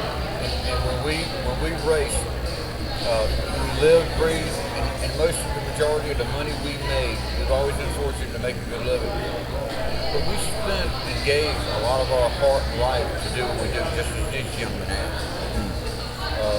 That's what it was all about. Now it's about a lot of money. Oh yeah. There's a lot of people out there that's spending a lot of money who can afford to do it. Spend $1,200 on tires on any given weekend to win $2,000. A chance to win $2,000. Yeah. It amazes me, and I know y'all did this. Y'all had open trailers back in the day, didn't you? Yep. The lug wrench too. In a lug wrench, yeah. You didn't know what an impact was. Yeah. Yeah, I mean, you changed every tire you changed at the track with a lug wrench when I started. Yeah. Now we're sitting here and we're looking at pit boxes, and I'll bet you, if you guys had the crew, you could do a 15-second pit stop on a late model. Well, we don't. I won't say we have that. We don't have that kind of equipment because we don't need it. Yeah. But, They took all that out of it. But it can be done. yeah. So, yeah, that was another thing back. Thank God they took that out, because it would be that much more expensive on our side. Right. Yeah. Really, I mean. You guys also did pit stops and all that back then too. At times. We run. It was nothing. What would they have? 6, 7, 250s, 200s, 150s. Yeah. I mean, we had a 100-lap race was almost would take us all. That was good money. We ran a lot of long distance races. Harvard believed in long races. We were kind of Iron Man back then. No power steering, no headrest, none of the seat. Look, the seat in the cars now are what, $3,000 to $5,000 Phil? Oh, yeah. I mean, I got errands of the deal, but and these seats are just. I sit in it and I'm like, wow. Nobody's lived till they run 400 laps at Langley without a headrest. Without a headrest, yeah. Without any headrest. I can remember. Look, I was a framer. Worked hard on. I thought I was tough as nails. I went to Manassas. I thought my head was gonna fall off. I go there straight with just to get it up there. Well, it was a 2-day deal. The next day, I told them, I said, we need a rope. We gotta have something to tie up under my arm. Yeah. Now they don't worry about it. Yeah. You guys use the straps? I tried it one head time, It was so aggravating, I took it I back had off. to. Yeah, I couldn't use the strap. Really? Later on, I eventually just hose clamped a piece of flat bar to the top of the roll cage and bent it, and then come down. You can lay your head against it with roll bar padding on it. That wasn't in there for safety. It was in there just if my neck got tired, I could rest my neck. I followed him a minute lap as he did me. I'm sure Phil would have this. He put, I forget, see his arm over there on something. I don't know what it was. Maybe he was rubbing a good luck charm or something. I don't know. No, I just held on that bar. Yeah. I would put my arm up. I would drive one-handed, put my arm up on the petty bar and hold on for 5 or 6 laps and rest on it. and then go back. I can remember seeing Roger when he drove Hendrick's car, driving like this. Yeah. You know, I've done that before in a 400-lap race. Neck get And that. I have a 22-year-old son who was in great shape. Lifts weights, carries on, was a running back for the high school. And he gets out with these seats he got now. He's sweaty all over. And my dad makes a statement all the time that he thinks they'll do away with radios. But you can't see out of these cars now like we did. With the seat configuration and the thing, and just the way that we got the Camaros with the big windows, the way these pallets are made now, you cannot see out of them. If you don't have a spotter, yeah. you can't see. Did y'all have radios when y'all started out? When I first started, I They did. weren't to the quality First of today. Yeah. I think it was like 83. They weren't mandatory, or and I didn't have them for a long time, so I did learn how to race without them. Let me put this in perspective. I had a buddy of mine who used to come to races all the time. He said in the stands. He said when we all went in the corner with their street tires, that the rims would spark on the asphalt. What does that tell you? Yeah. I mean, You guys actually drove the wheels off these cars. You didn't just. there you go. That's good. And I was going to get to that. You guys back then really you changed your lines to drive. You would change kind of to fit the car. Nowadays they're setting these cars up to run a certain line. Well, I mean, that part's still the same. If you got a good enough driver, he can adjust for it if the car's not right today, and it's. I spoke to my dad one time. He told me this. He said, Dad, Bubba, I'm not so sure you can do so good today. I said, what do you mean? He said, because you kind of bent things till they almost broke. He said, you could do that back then, you can't do it now. Yeah. If you're not technically, and probably the best technically guy I know in this area right now is Phil. I had to give him credit. He's on top of his game. He's worked this, where the rest of us have kind of retired Charlie, me and him, we let it go. Phil's really stayed on top of his game and done a good job. He's worked with people. You haven't been out of it. Well, I was out of it. I quit driving, probably not out of choice, just out of He can still drive. Lack of money, funds. lack of funds to do it the right way. So I just, rather than keep going and running mediocre and knowing that you needed other things to run good, I just decided not to, to try to get out of it. And then my son started racing some, so that kept me in it. And then he got to a place where he got married and got a family, so he couldn't afford to race anymore. And then I thought I was done, and then the Falks come along and asked me to work for them. And we had a couple good years there, and I'm gonna do something else this year. And Make no beans about it. Phil wants to drive. I've seen him out there testing. I've seen him out there And testing. so can the guy sitting next to him. He can steal wheels They pretty can good. steal wheels. They can. It's like swimming. You don't ever learn. Somebody throws you overboard, you still learn that. You still know how to do it. Look, I tease Aaron every once in a while. We'll be at the racetrack, and I'll say, I know how to make this car faster.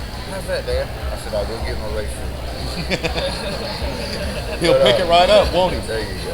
I often when I listen to them complain about the car, sometimes they don't have nothing to give you back. I'm like, man, I need to get in there and drive it so I'll know what to do to it. You know what I mean? Yeah. If I could drive it, I might know what to do to it. The only time that I get in the car is if Aaron gets to a situation where we can't figure out what's going on, I can usually drive it a couple laps and say, hey, we need more bar.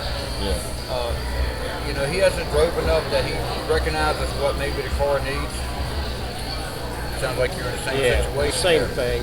But They don't have enough seat time to know some of these things. But in my situation, and I make no beans about it, this is all about him. My day has come and gone, and I'm grateful for what happened.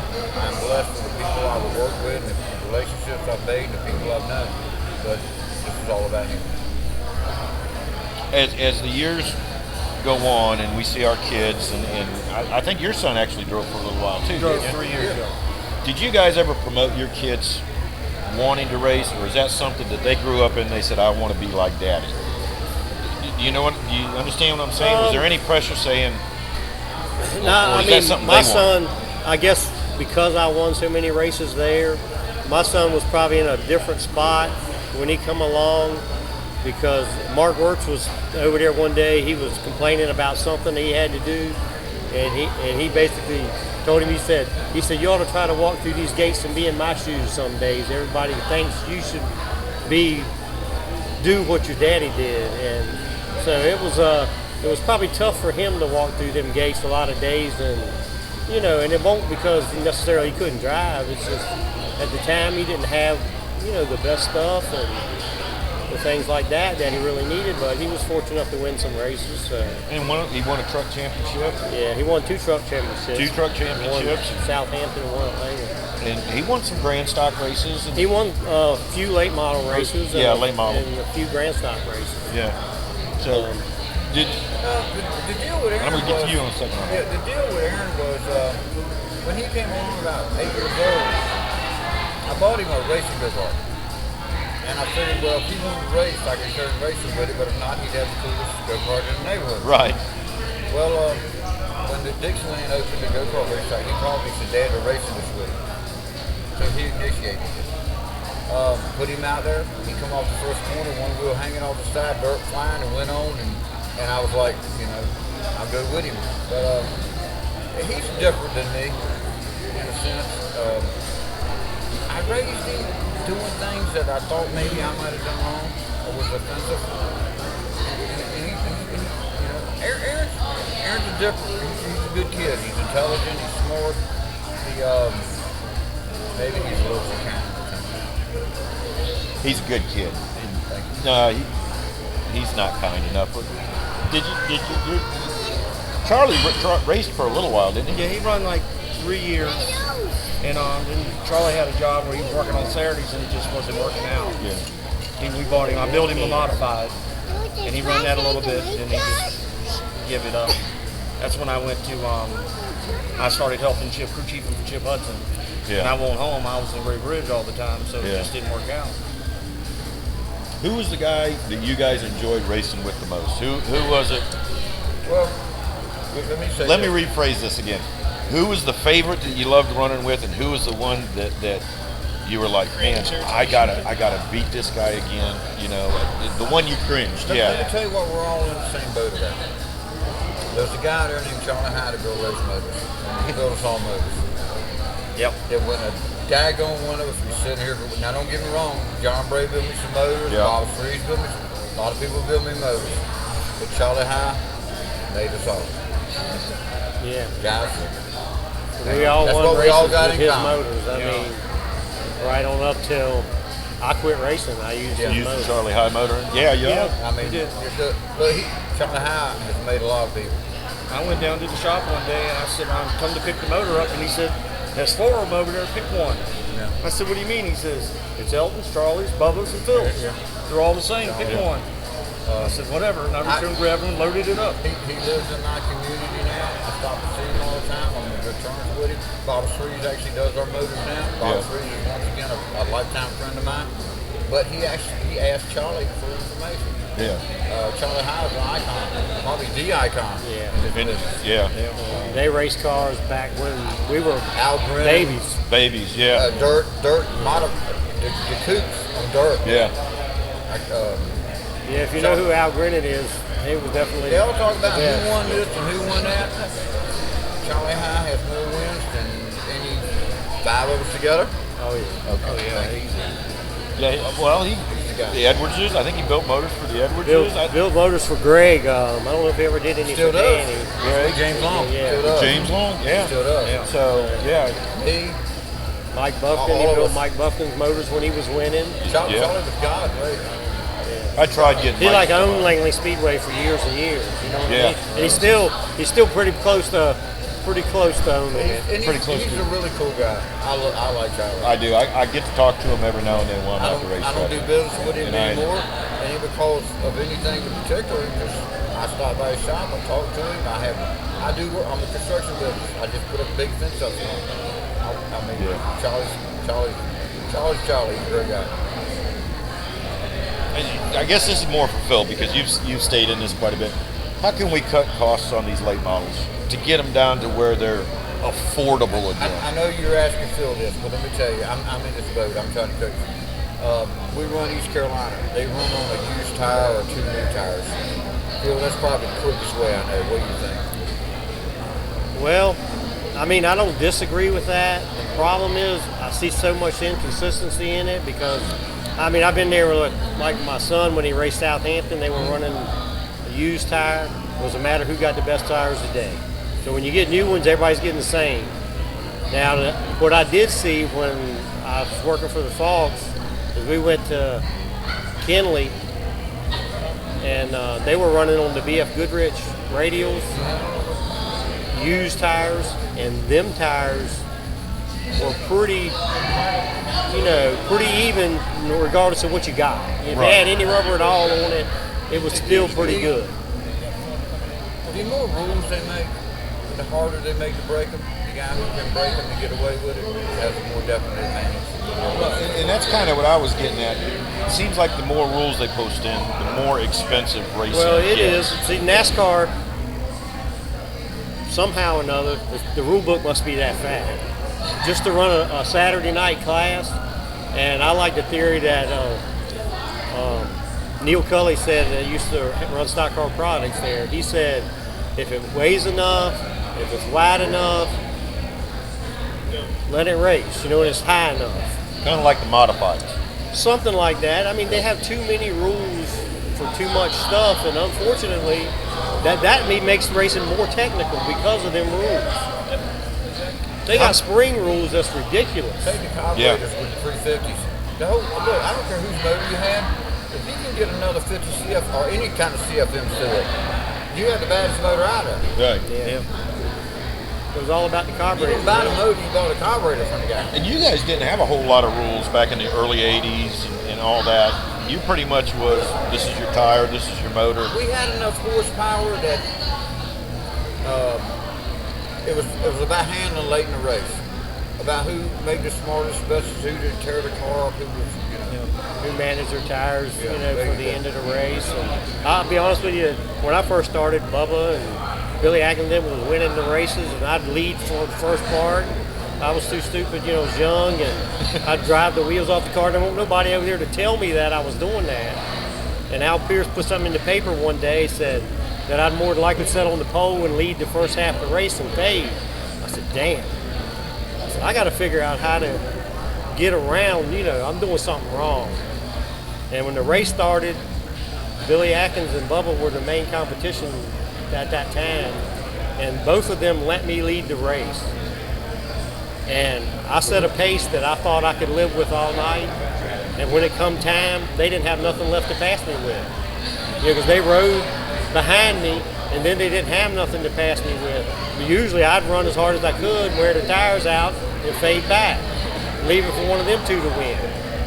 But it was a learning, it's just something that Al Pierce taught me, by putting that in the paper, and I learned from what he put in the paper. What he put in the paper. I followed Billy one night for like 150 laps. And I said, look at this. This man is sitting here milking this thing. And then when he got ready to go, he went, and I stayed right on his bumper. We went to the front. I couldn't believe it. I was doing like Phil. I was driving the rims off, hard as I could. And you kind of got to do that these days, too, with these cars. It's That still really hasn't changed. A 100-lap race, you still got to be a little bit careful to make the whole race. So, I know you were looking at me. Are you saying time to go? Yeah. Let's get these guys out of here. Thank you for coming out. Thank you. I enjoyed this. Take it easy. We got something in common. What's that? This is the only ones we can figure out. You up right now. You and I, How far? Give me a minute while Denny Hamlin, and Marcus Mitchell are the only ones to win Rookie of the Year and a championship the same year at London Speedway. Really? That we can figure out. So, Aaron says he'll be here in 10 minutes. Willie, bring them on. We're gonna. He'll be here in 10 minutes. I'm gonna crank Denny and get his little kids over here. Yeah, I know. Young guns. I know they told me when I wanted. Thank you so much for coming out. I enjoyed it. Thank you. Hey, I'm on big guy. I gotta go lock the church up and I'll leave here, buddy. Talk to me before you leave. All right. But they told me in NASCAR that I was the first and the only that they knew of that won the 3 championships, 3 different divisions, In 3 different years. Plus I won the state, and when I beat the state out, I beat out. This is the best part that I loved it. I beat out Sam Ard, Jack Ingram, Tommy Ellis, and Carver helped me because Carver extended the race 2 more weeks, but he didn't extend it for me. He extended because Elton was closing in on me. And then in the last 2 weeks, I picked the pace up, and when I did, I ended up winning like 38 points over, at that time, Jack Ingram and all. But hardest thing I did over the one night, I run a 150 lap late model race, got right out of my race car, jumped right into a late model, push car, and run 250, and I thought I was going to die. Charlie, thanks for being here. All right, man. You're good. Don't forget to get them all to sign that. They're going to do a silent auction the weekend of the Daytona 500. Okay. And they're going to do some silent auctions. So before you all leave, I got some kids here. Frank Deiny, nice to meet you. I've seen you around a couple of times. I helped Terry Harris out a little bit. So I've been down to Myrtle Beach and seen you all down there with the Baileys and all that. Who do we got? And you guys, yes, help me eat these. We just ate. Did we you? got donut holes on the way too, though, so you better hurry up and finish that. Oh, boy. This is Quin. Hey, Quin. That's Hunter. That's Hunter. Sam. Sam, how y'all doing? Where are y'all from? I'm from Wearscape, Virginia, which is in between State and Harrisburg. Okay, I got to teach you something about doing an interview. When you talk, you have to speak a little bit louder. All right. Okay? Yeah. Don't be bashful. Okay? Just speak up. All right. Use a big voice. Did you hear Frank? Yeah. Okay. Got it? He just got his big voice. He's 13. He's 13. And you're going to run a late model this year? Yes, sir. Limited late model? South Boston? I take it? Orange County. Orange County. Okay. He's motor mile, late model. Okay. South Boston late model. South Boston late model. I'm bad with names, so you're Hunter. Hunter? Yep. How old are you? 17. 17, and you're? I'm Sam. Sam, 17. Yes, sir. We got a young fleet this year. It sounds like it. Yeah. I'm the old man of the group. It's great. And you've got a really storied history, and I'm going to get to that. Let's talk to these kids a little bit. Definitely. That's why we're here. We want them to have some attention, and then if it looks like a dead spot, I can fill that. We'll fill that in. How'd y'all get into racing? Are we coming from parents that raced, mom and dad raced, or are we go-karters moving up? I just started from go-karting. There's like places with that had hitting cages, and then they had those go-kart tracks beside them. And I did that, and then I started bugging my dad for go-kart racing to get into real go-kart racing. That's how I got started with it. Well, my dad, he raced motocross. So, of course, I was into motorcycles and stuff and dirt bikes. But then we moved to King George, Virginia, and there's a go-kart track there, and he went to take me there, watch a race. And right when I saw it, I fell in love with it. And I think within the next week, he got me a go-kart. I started racing there. At King George, so we're go-karters. Same thing with me. I mean, my dad did the motocross thing, but I actually grew up in Europe, in Holland, and started racing go-karts on road courses in Holland. Because other than soccer, karting's probably the biggest thing overseas. And Yeah, just kind of brought it back over here with me, and it's been awesome ever since. they love them two-cycles over there, don't they? Oh, yeah. It's a lot of fun. Those guys are nuts. Yes, sir. I'm sorry. I think the two-cycles over here are nuts, but them guys are they're nuts. And we're now with Frank Deiny, Motorsports, right? Yes, Frank Deiny Motorsports. FDJ Motorsports. FDJ Motorsports. Have any of these guys been in big cars?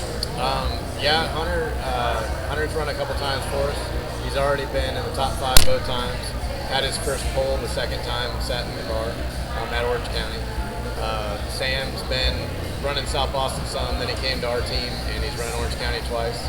As I think we were 2 top 5s both times. Yes. So did real well. Quin's been testing. He was 12 when he came and interviewed, so we had to wait till he was 13 before we can actually legally get him out there. So we'll be having him in Orange County this year. Cool. Y'all, I guess, are loving the experience, right? Oh, yeah. Yes. You all got girlfriends? Yeah, I do. No? Hunter is available. Hunter is available. You got to go? Yes, sir. Anybody out there, Hunter is available. How do y'all parents, I'm sure your parents are all supporting you 100% on this. Is even moms behind you? Or do you find your moms being kind of, I don't know if I want my son doing this?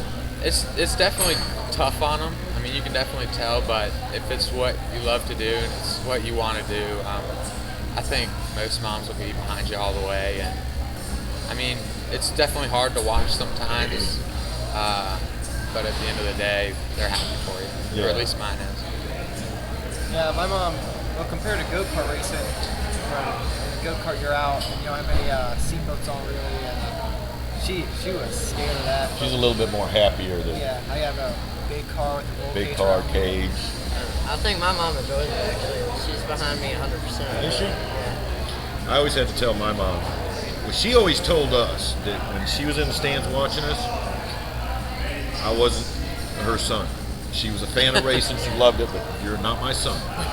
You know, so that way, you know, it kind of. She wasn't throwing the beer cans at you or anything. No. She kind of separated it from her. My dad wrecked real bad, so it was one of them. You know, that's the way she kind of dealt with it. I got you. So. Well, that's like Quin's mom. I can tell she's real excited for him, but at the same time, I know she's going to be kind of watching.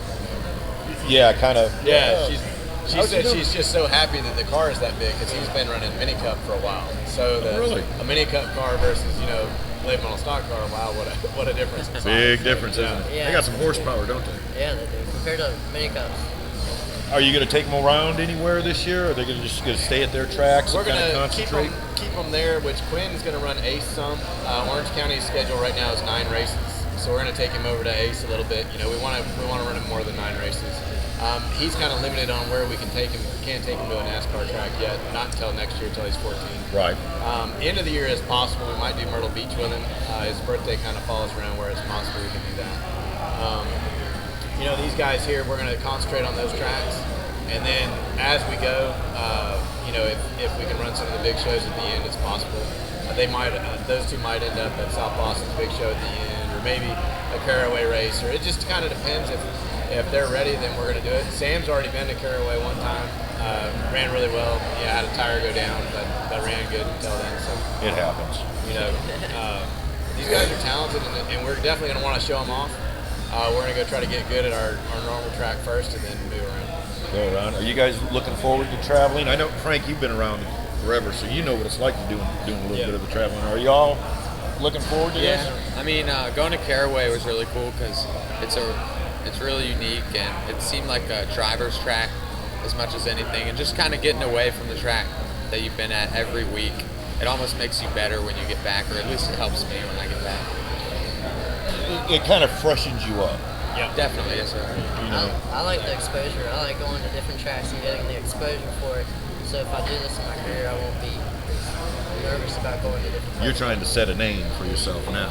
Yeah. Yep. We're not trying to create one track jacks. We're definitely trying to be able to move around, which they've tested at other places too already. So, I mean, they're all going to, at least worst case scenario, be tested at Motor Mile, tested at South Boston.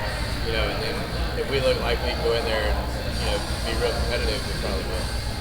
Probably go around. You got to bring them to Langley at least once. Langley, it depends on how the schedules fall. It's possible. Yeah. I know that they're, I think they just had their rules meeting, or they're getting ready to have one. So, I think they just had. Probably follow up on that, see if anything's changed. They keep going from a 2-tire rule to a 4-tire rule. You just never really know where they're going to hit. So, I think it's the same as it was last year. I think it's a 4-tire deal. It's possible that we might do the Hampton Heat? Hampton Heat 250. Yep. I raced there in mini cups, so I like it. It's a good track. He rode out in the ambulance last night. Did you really? I had a steering shaft snap at the end of qualifying. What was your kart number? It was 26 last year. It was I think I remember that. Well, actually, second race at Langley, it was all green with white hood, white deck plate. Okay, I think I remember that. Those cars are wicked fast there. Yeah, they go pretty fast. If you can get around Langley, and I just had, if you can get around Langley, you can go anywhere and run decent. I just had Phil and Bubba and Frank. I know you know all them guys. And that's the first thing they said. If you guys can come down here and run good, go anywhere you want and run good. That's for sure. So it's one of the most unique tracks I think I've ever raced at. Well, and it's a pretty nice facility. They've done a really good job of making that place, both fan friendly and racer friendly. The only issue we have there is pulling the haulers out, but kind of have to because the track's so flat, so the fans can see. Yeah, and it's not sunk down in like South Boston or where they've got it sunk in. But now South Boston I liked. I ran Legends over there. Yeah, it's a fun place. And wow, that's a blast. I like that. Manassas was fun too. Old Dominion. Manassas is it still looks the same. The only thing they've done is I think repaired a few of the boards where the stands have built, but other than that, it's the same. We ran a Legend car up there 3 years ago, and I was on pit road and we are getting ready to go qualify. And one of the officials came up and he says, they put this asphalt down 35 years ago, and it was the same asphalt. Yep. So it is. But they did a good job at the same time. That track hasn't torn up much over the years, where you go to some tracks and then tearing up and they haven't been paved that long ago. Right. They did do a good job when they did pave. Yeah, they did. There's little cracks in it, but it's still... They do mow the track every once in a while in the backstretch. The grass does grow through it. That's true. It's been old. It's old, but it is a good track, and it's another storied track, like South Boston and Old Dominion and Langley and Motor Mile. That's been around for quite a while. Motor Mile is a blast. That's a really, really cool place. I've heard good things about that place. They've really done a good job there. The officials have done a good job there. You feel like tech is pretty good there. They treat the racers really good. You get to buy your pit stalls, so you know where you're going to pit every week. So usually if we know we're going to have 3 or 4 cars there a year or whatever, we'll buy those pit stalls so we know we're going to pit with each other every week. Right. You know who your neighbor is every week. It just works out. We're gonna get on you a little bit. And how did you get to this point? You've been racing 20-some years. More than that, I've been racing 33 years. How did you get into it? Let's talk a little bit about that. I know a little bit of the history, but I want to let My dad raced. My mom's dad raced. My dad started building race cars. My dad built race car parts forever, basically, until he died. So my mom worked there, so that just kind of made sense. I was always playing Hot Wheels when I was a kid, which my dad came to me when I was 3 years old and said, "Would you like to drive the Hot Wheel?" I was like, "Sure." I didn't know, battery powered car or whatever. Next thing I knew, I'm in a race, with 6-year-old kids, and I was 3. They're going, and it's been history ever since.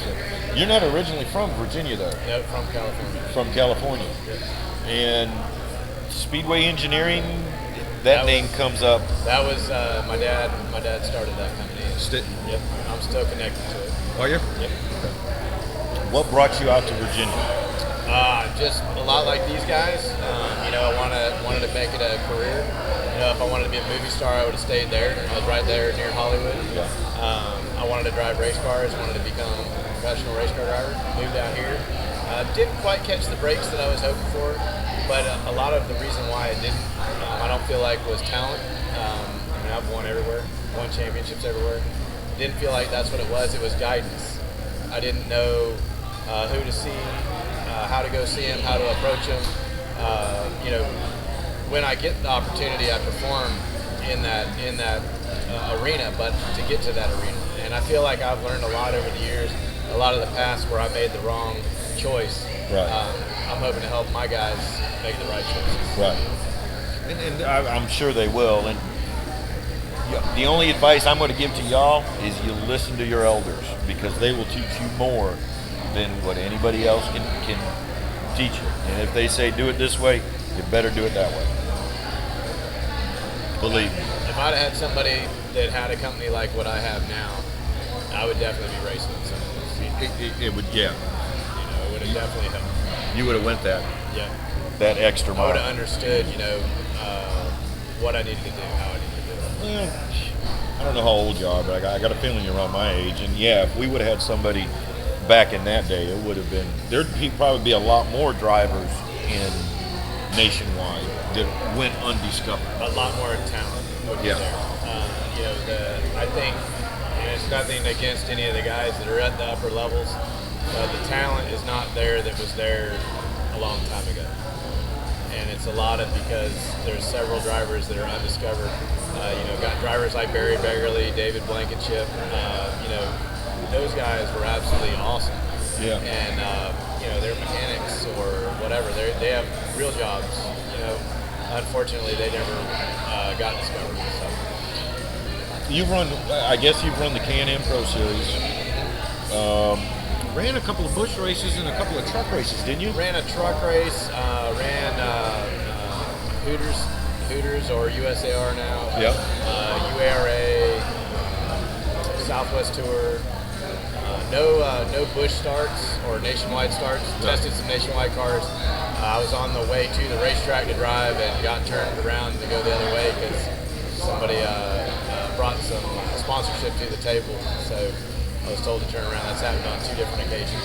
So, it's tough. Yeah. Real tough. It's very tough, but you've always won in pretty much anything you've gotten into. Yep. And always done well. What made you start doing this tutelage? Exactly what I said. If I had guidance, if I had somebody to guide me, I would be somewhere. So I feel like I've spent my entire life racing, and my window is closing rapidly on trying to get higher. I look at the truck series as a senior tour, so that's become my goal now, is to run full time in the truck series. I've got one start there. It's a lot of fun. I think that's something I can definitely do. That's definitely a goal. But I feel like I can get my drivers there. I can get my guys that are younger. If I was 20 years younger, no problem. But I'm not. So obviously the guys that are younger, especially like Quin, 13, we can mold him for a couple years. He can really be somebody. Yeah. And you want to be somebody, right? And I take it that's all your goals, Cup. Yep. Are we looking for that? Yeah. You're staying on asphalt. Is there any options of doing a dirt guy?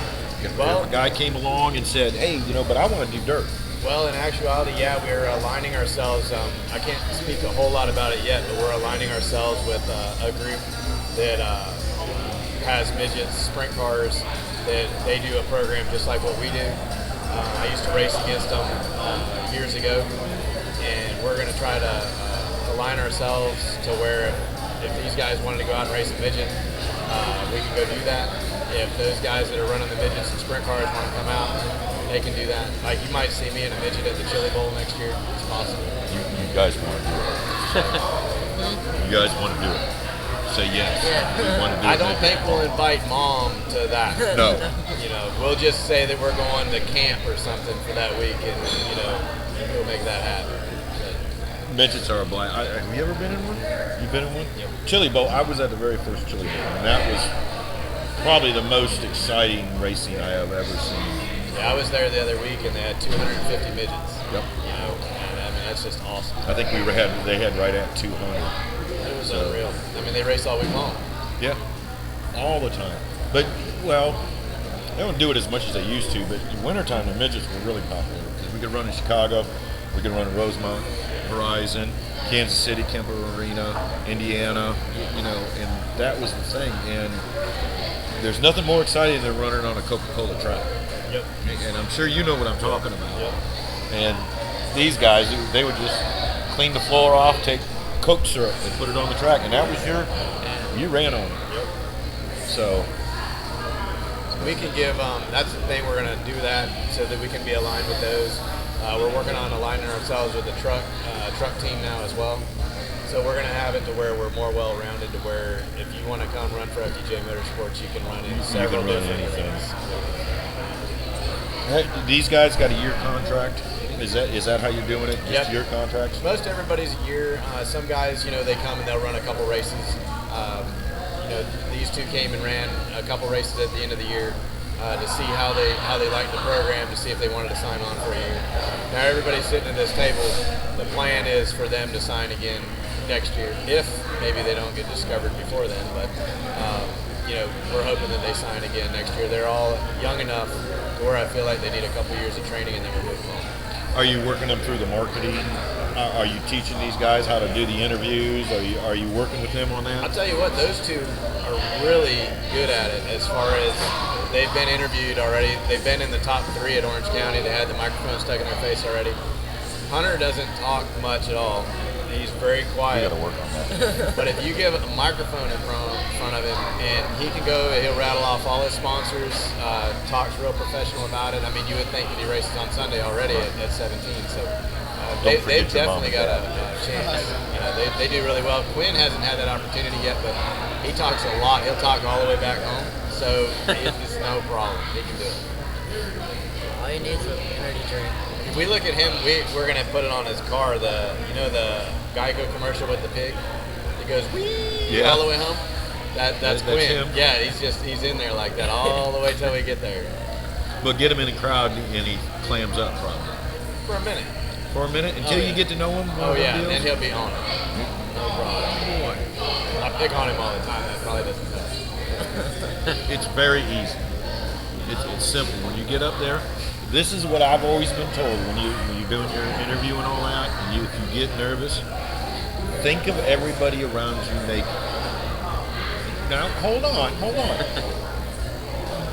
The reason you do that is it takes your mind off of what you're thinking, and you'll actually say it a lot better.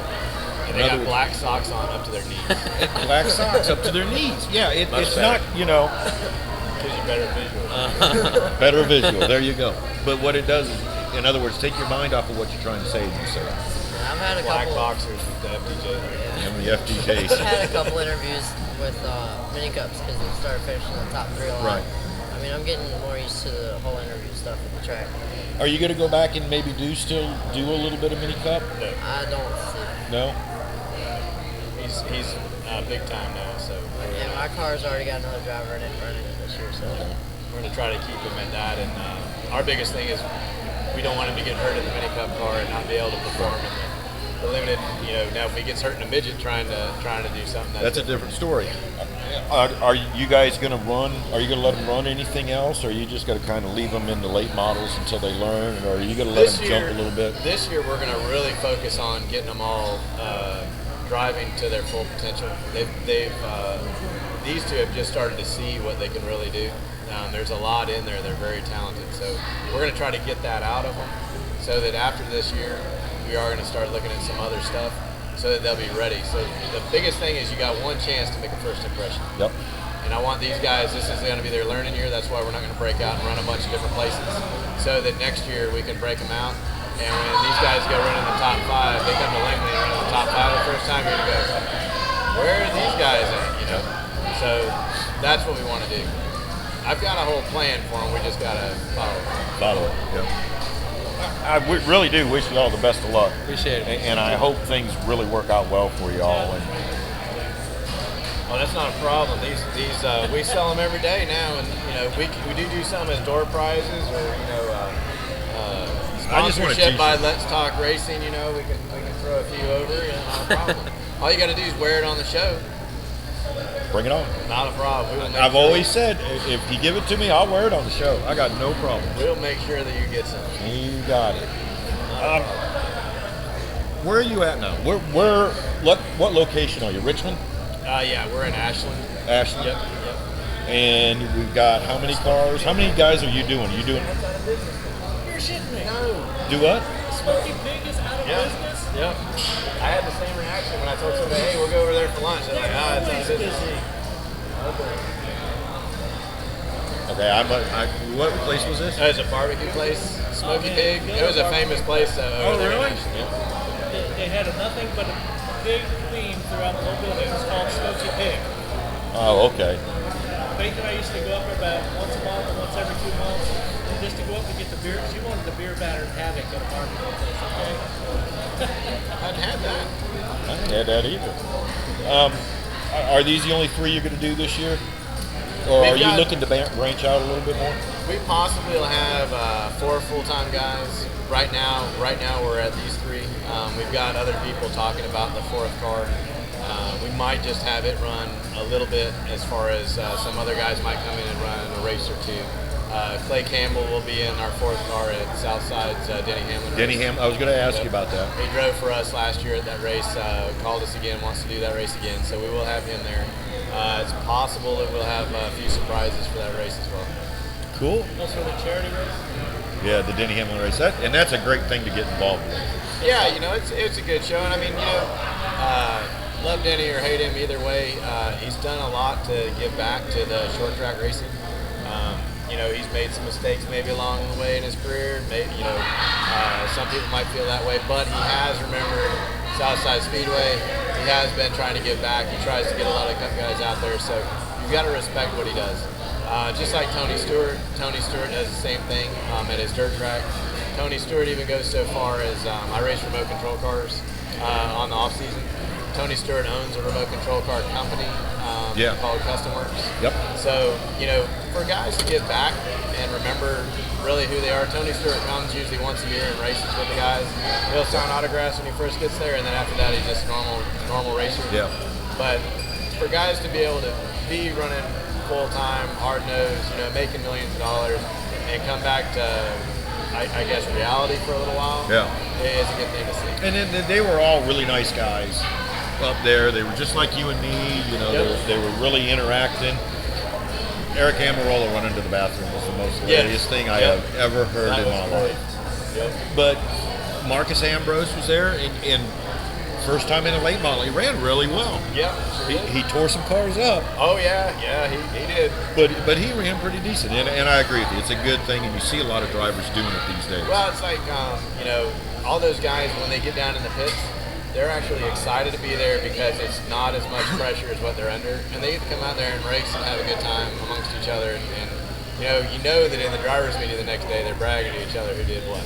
And they race just as hard as anybody else out there. They take it so serious. It proves though that they don't need millions. Just like Kyle Busch. Kyle Busch runs that truck or ran that truck for free before he had his own team. It shows those guys really do deep down just like the rest. You guys are putting this all in your heads, right? Yeah, keeping it in memory. Okay. I mean, they like the big boats, the planes, and all that, but that's all great. But they do like the rest. Most of them got tracks behind their houses, and they race during the week. So. Listen, I know you guys are quite a bit away, so I'm gonna let you go, and I'm gonna try to finish this. Y'all, what it is, that they have to go to school tomorrow. They do have curfews. They do have curfews, and I'm glad to meet you all. And I hope to see you. I'm going to do a little bit of traveling this year, so I hope to come up and see y'all. Please do. And we'll get you guys down here again. Cool. Yeah, we'd like that a lot. They're going to be somebody someday. Good. I'd love to see it. If only one of them makes it and the rest of us got to be on the crew, then we're going to have to fight over it. Congratulations to y'all. Best of luck. When you guys win one, you'll at least have to call in, right? Yeah. No, we'll send them. You'll send them? All right. They win, they'll be here. We'd love to have you. Sounds good. Frank, thanks for coming down. Don't forget a t-shirt. I'm no serious. Problem. I'll wear it. Extra large. Yeah, sounds good to me. All right. So, I'll send them down. Okay. Don't forget to stop over there. There's some hats and stuff to sign. Get out of here. Great. Thank you. Appreciate it. Thanks, Frank. Thanks, guys, for coming down.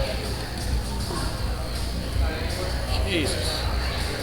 Doc, I think we need to say goodnight. Well, so you can finish eating your nachos? Or Yeah. I thought you were going to have the older guys back on again. I was going to. What time is it? 8:30ish? Are they all still here? I don't know. I think they all left. There's Fuzzy. I think Joe left, and I think Bruce did too. Joe's up there. I don't care. I want to eat a little bit. Take a break. Take a short break. Take a break. Come in here and sit down. So Frank, you got another car for the Denny Hamlin race? Yeah, it's possible we might have a cup guy or two. They're talking. The biggest issue is just like anything, it takes sponsorship to be able to run. So the cup guys, they want to come, up, and I just can't do that. Right. But if which Deiny pays for the crash bar. He does, which is awesome. Yeah, I heard he's really good about that. He does a good job there. Really, if we can get some local guys that are willing to kick in, then I don't mind a bit. We just, as long as our expenses are covered, we want to go out there and have a good time. And that's what it's all about. Yeah. We'll support the deal and we'll have a good time. I love Southside. That's a fun track to run. Yeah, it's pretty cool.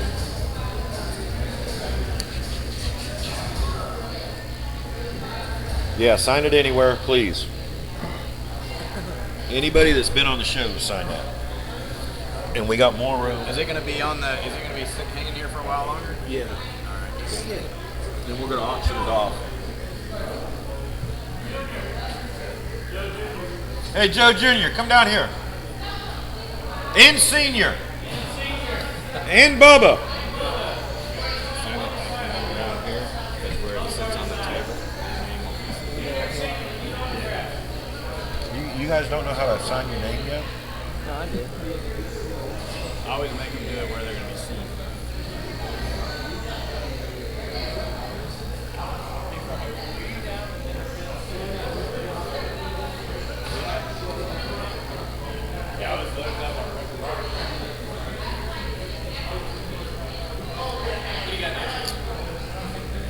Come on. What? So, your dad sat down here with a beer? When?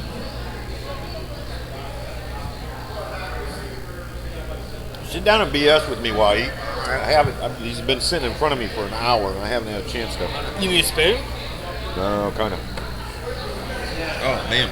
And don't forget, you got to sign that over there. I do. Yep. What's over there? Thanks, Frank, thanks. Appreciate it. We'll see you later. Send him down. I'm serious. Did these guys ever sign this one at all? No. I'll get little Joe to sign it. I tell you, they slack. Hey, I'm not the one slacking. I was here for moral support for my dad. Yeah, he was just here. I mean, last time. Tired. Tired? Yeah, I was tired one day. I think it's the rain. The clouds doing it. I've been sitting all night too. So. Are the cameras on? Yeah. Still on. Oh, okay. We're just sitting over here BSing. We can BS and be live. That's what we were doing up there. Swapping lies, telling stories. Ours had a couple of beeps, beep. Well, say on the internet, you don't have to worry about beeps. There is no FCC regulations on it yet. Don't tell my old man that. Oh, hell, why not? How were the stories, though? I couldn't hear. They were pretty good. Were they? Yeah, they were pretty good. It was hard to hear. Yeah. And I seen there was a lot of people that were having a hard time hearing in the chat, too. Well, I know Mike Lonnie, when he was buying his PlayStation games and everything else. Oh, was he? Yeah, I texted him. He bought a steering wheel, monster truck madness, all sorts of stuff. I've been actually thinking about trying to get into iRacing. My brother-in-law's got it, and I went over there and tried it out with the Legends. Ran at South Boston, and it was neat. It was cool, but the minute that you took that steering wheel and tried to correct the car, it smacked you right in the wall. So. He had the whole setup. Come on, man. The big monitor. I didn't want to feel all guilty while they're eating in front of everybody. No, hell no. We're still on air. We don't care. Oh, really? Yep, pick out, say it. We were just I've been talking. trying to eat for an hour. You're supposed to get the guys rolling on a story, and then while you're sitting there pigging out, they can be talking. They all did a great job. None of you guys want to really engage about old times. So I try to One day we're going to tell a story about Matt's nacho soup he's over there eating. I need a fork now. Go ahead, Bo. Come on. Should be one right here. And you talking about history. My dad, this guy's dad, they knew history. This back when the light poles were on the inside, the stands were on the back side. Dirt, asphalt, Gene Lovelace Memorial. Yeah. Went to the Cup race in 1969-70 at Saluda Speedway. I used to remember when I was a little sucker and hanging around with Gene Lovelace. I followed him tight. He was tight with Richard Petty. You know, my dad has been over 200-some vehicles with me, my son, and other people he's had 5 of them. And they gave him the lifetime achievement with Langley one time. And he doesn't think anything about it.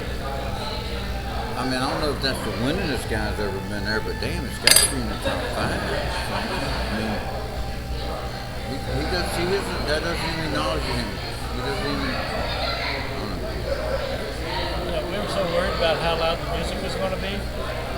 Listen to the bar. No. It's hard to say who probably was because there were so come many on back greats over that and sit came out of down. Langley. Oh shoot, you kidding me? Couldn't corner him, could you? You know the question I had one time? I asked a guy. Bubba brought your beer over here. Security. I said, you know, because I'd heard of the Ray Hendricks and the Gene Lovelace and Sonny Hutchins.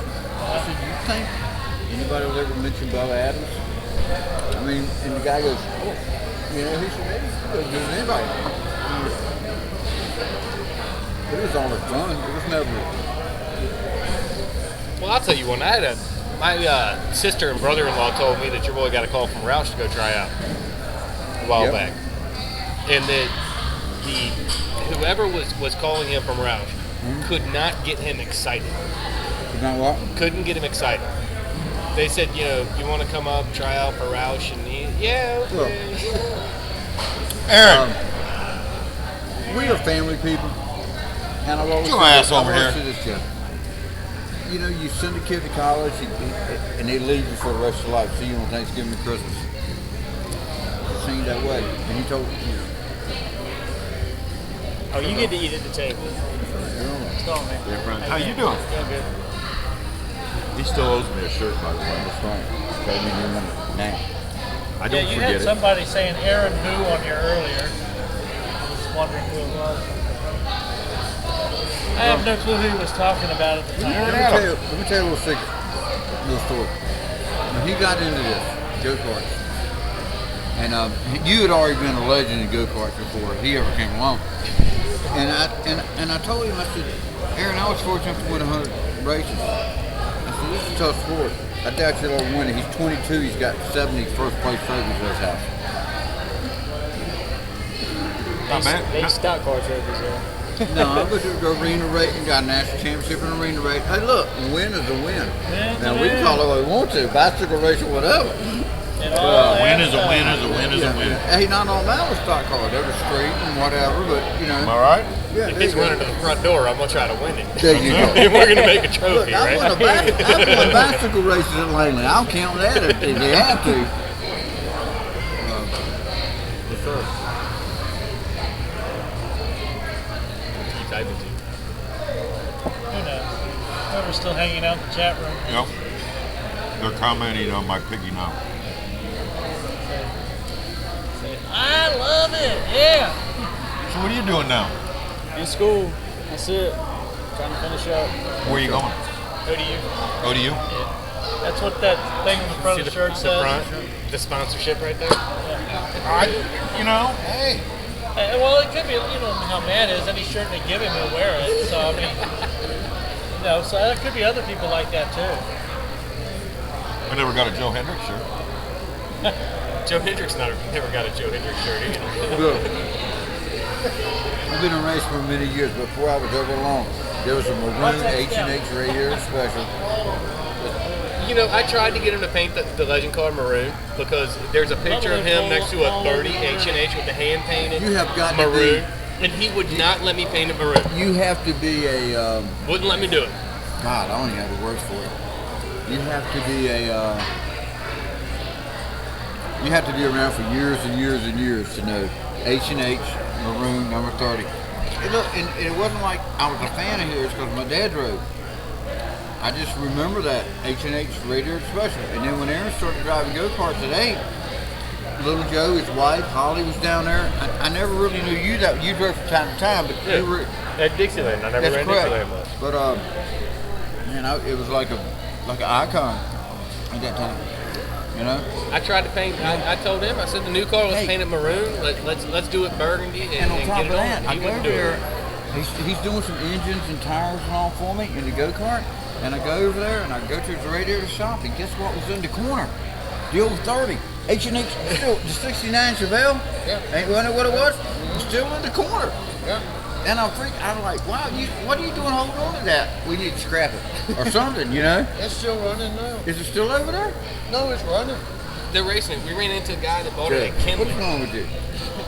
The car is still running. Oh, damn We saw it at Kinley. Guys running it at Orange County, Kinley. It was in the corner of your radiator shop when I went over there. I sold it, and somebody else sold it. When did you sell it? I can't believe you sold it. Oh, hell, 10 years ago? 15 years ago? Oh, God, we're getting Well, older. I remembered it. I remember when you did it. Aaron was 8 and he's 22 now, so yeah. Last time I remember it was when I'd get in it, flip the switches, and act like I was driving. So I was pretty young. Yeah. I sold it probably I remember when you sold it. You sold probably it 91, 92. So later than that. It was later than that, Joe, because we were running the go-karts after 95, that. 96. I moved to Carolina, I think, in 92, 94. The trailer's still sitting there. I got your trailer. Yeah. Still got your trailer. Yeah. I would go buy his tire. Me and my cousin would come by and buy our Joe would walk us to the shop next door. Always had patience and time for us. And yeah. You know what he did with Dixieland? He insulted them the first time. I can understand why he was a big fan. I had nothing for you. told me Insulted them? I just they were renaming. There you go. You my man. And, Right. Serving now. They were taking suggestions for the names, so I told them they needed to name Shitbit. Look at that. Didn't know like that track. They didn't like It was dirt. I wasn't crazy about dirt. Cart got dirty. You got dirty. I mean, I ran well on dirt. I just didn't like it. Just a go-kart track, not the stock track. He told me There's times I think you get dirtier around asphalt than you do on dirt. I swear to you. Play with beans on it, wasn't it? Yeah, grow beans First race on that it. ACV play this up, put beans out of it. Or asphalt, one of the two. Because I did not like that race, but we ran well there. I don't think I ever won there. I tell you, one night he took her to Mary Sue. Who? Mary Sue, you remember Mary Sue Baker? He took No, her that's good. I I'll see tell Wayne all this. the time. He'll tell it. We were coming around, for the, it was the coming up to get the green.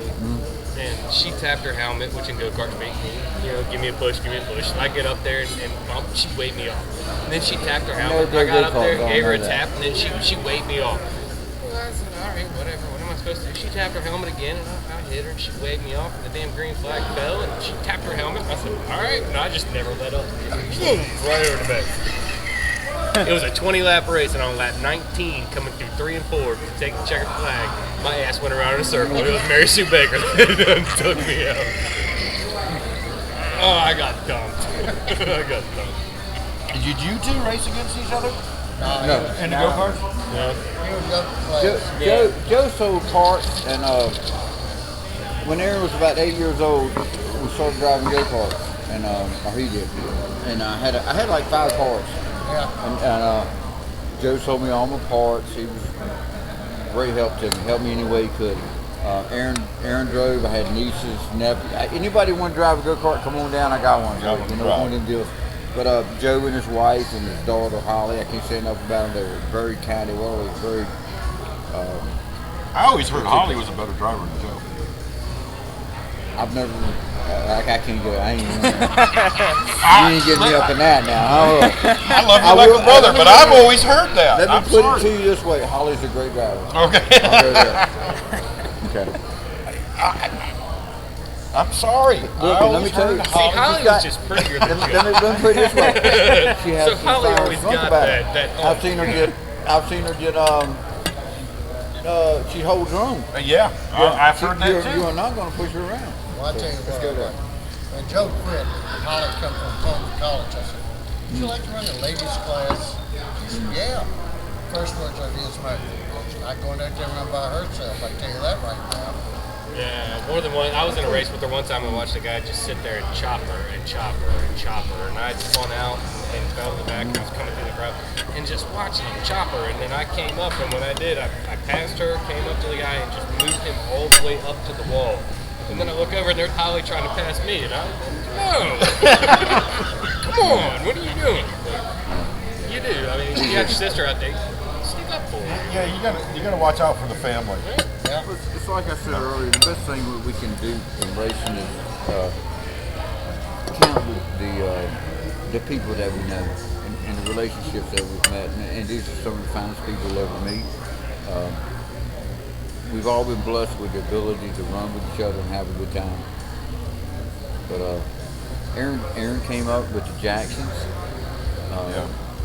the Falks, when he started go-kart racing. And look, all those people, we're all feathers in each other's caps because we all had to race against each other. And made them all better drivers. I was always a fan of that little shit. There you go. That's good. I mean, I always have. I always liked watching you run. We grew up in a small community. Me and Teresa were very well known, and we had Aaron, and we're not married any longer. And people tell me, said, Bubba, you done such a good job raising you. And I'll tell them straight up, I would love to take credit for it.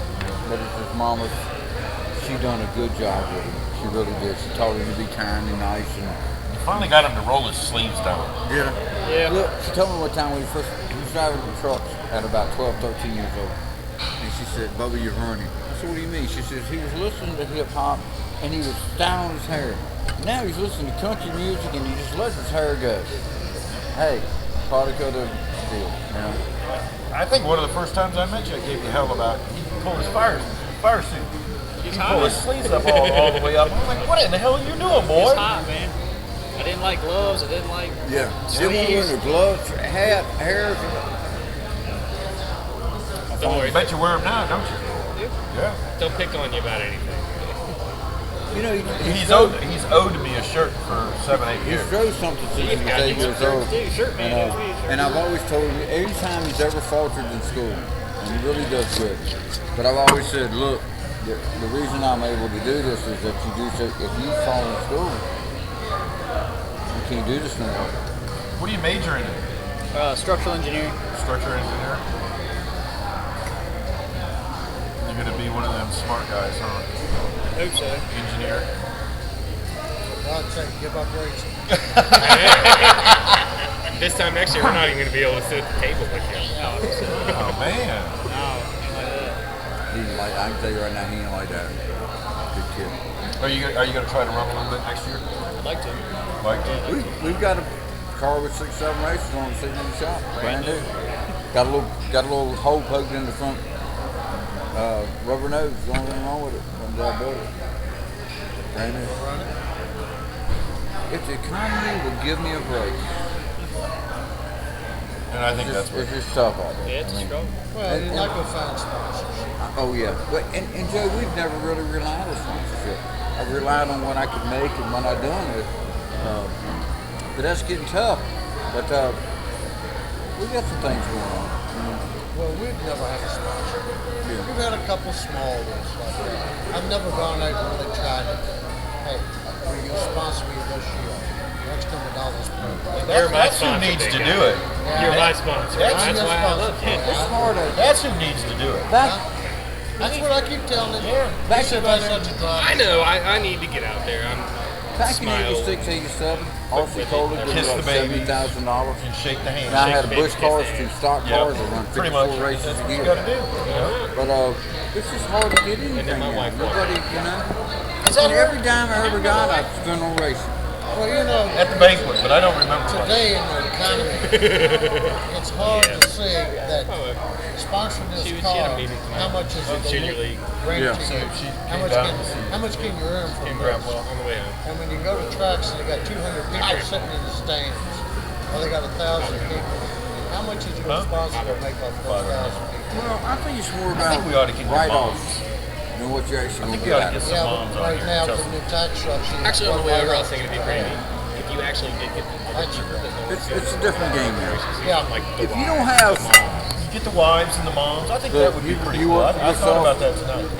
You work for yourself, and you've done good all your life. You provided for your family. We're still up here talking about Pretty much. stories. I've told you my story. Everything we have is paid for. I don't miss no meals. But it's tough to give up whatever you may have or whatever you may have put back. We'll do that. That'll be our next thing. We'll get $1,000, $1,200, $1,500 a week. And you run Legends. You think we can get her on here? We're running stock cars. We just spend $1,200, $1,500 a week. I mean, it's crazy. Come on over. And it's just hard to spend. Oh, come on. We're just sitting here BSing. Come on. You know, well, it's hard to give that up right. What is that? Your girlfriend? Say, I ran. Sitting there with my granddad? Yeah. What's her name? Samantha. Okay. I ran 38 Come on, Ashley. Come on over. Cost me this. Come on. Sam. Bye. Come here. Don't make me come get you. Oh, your daughter-in-law's there. Come on, Horace. Come on. Scoot on in here. Come on. You didn't bring your nachos? I'm going to say right now. I actually need to get the hell out of here for a minute. Hold on, and I'm going to be right back. I'm going to go to the restaurant. I'm going to say hi to my wife. Scoot in there.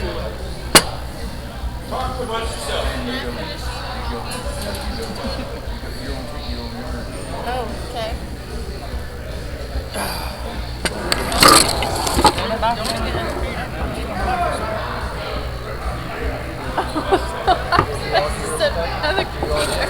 Did I get some of this? No, you don't get What is none it? of it. No. I'll stab you at What would y'all have? I wasn't done with my dinner. So I wasn't done with my dinner. And now I'm sitting right in front of the camera. Yeah. Right in the middle. Look up at that shoot. Uh-huh. Yeah, There's millions of people watching you. Well, I don't know that's about that. wonderful. I go 100 or two. Maybe 30. Really? At least 45. There you go. Look, all right, let me put it this way. Do something wrong, and you find out how many people watching. Yeah, there you go. Like my wife said, you can do something wrong on TV and it's over with. Do it on the internet and it never goes away. That's right. I'm all right, Bubba, get on it. No, come on. What's he doing? I know. He I'm ain't like, supposed to be telling us what to talk about. my dinner's down there. I don't know. That's a nice guy. Is that good? Man, you know, I've known you forever. I didn't know his name. You didn't know his name? That's bad. Slide back out, you sliding in. Eat. I'm going to have my Coke here. And I'm just going to sit here and we're going to chat. I'm going to take over your job. They're right over there. Yeah, send them out nachos over Send them down notches over here. Joe. So what have you been up to, man? Just school. That's it, man. That is it. I ain't done nothing. Are we working? Yeah, I'm working. Working the postcard WR system. Yeah, it's an intern right now. Are you? A box about as big as this table. It's a salad. So Sit it's there and not type like it. it's already cold. Sucks, don't it? Yeah. Yeah. Could be worse. It could be under taking longer of a house. That'd be fine. You could be in the junkyard. That'd be too much fun. No, I might pass. Man, it'd be nice working in a junkyard. Think about this. That was intriguing. I love it. Yeah, I do too. I love going to junkyards. got You know, demolition derbies. I will This tell one you. don't run though. Oh, but you can get them running. I will tell you this, man. He's done all this college on it. But I've seen him out there framing. He's his daddy's son. He loves it. Really? Dad, I wish I could do this forever. That's what he said. Well, I think a late model. Construction work's always good. It's enjoyable. I don't do it very well, and I'm not. Don't let him do it. My dad was do it. a meat packer, so I grew up in packing. So that's something that I enjoy. I don't enjoy doing it, but I can still. You want a big crest? I can. Yeah, I can do it. Not something I want to do every day. Engineer though, but what are we going to engineer? You know, structure. Yeah, I'm going through steel, concrete, wood, anything. I'm going to do anything about 5 stories. He works for a place called WR Systems. Right now he's got a spy satellite view. Sounds exciting. Look at the pictures. Core data. Core data. No, I don't have any. Basically. I don't see any. Right. They take a picture, you look at it and say, this is right, this is wrong. Yeah. Click go. That's cool though. Anxious to get back in the race car? Yeah, I don't think we ran what 3 times last year. Maybe. Yeah, we didn't run much. But yeah, came back in. This money's tight. No, they asked me earlier, said money's tight all over. They said, Bubba, did you miss it? I said, and he'll tell you. They said, Bubba, did you miss it? I said, I'll make a complaint with your parents. And he was done with it. I would be too. But I do. How hard is it, and this is a good one for you, how hard is it to follow in his footsteps?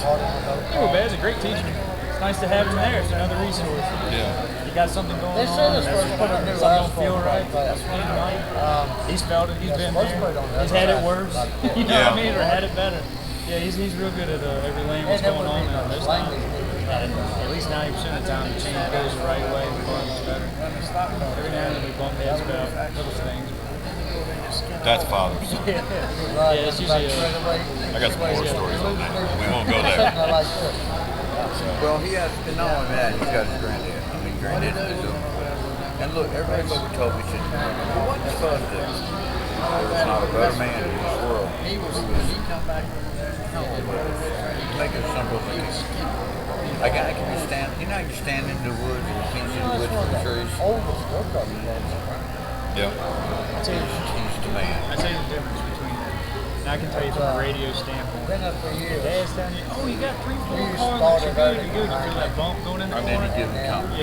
Yeah. My granddad already, he's all over you. He's all over you. That's the difference. Yeah.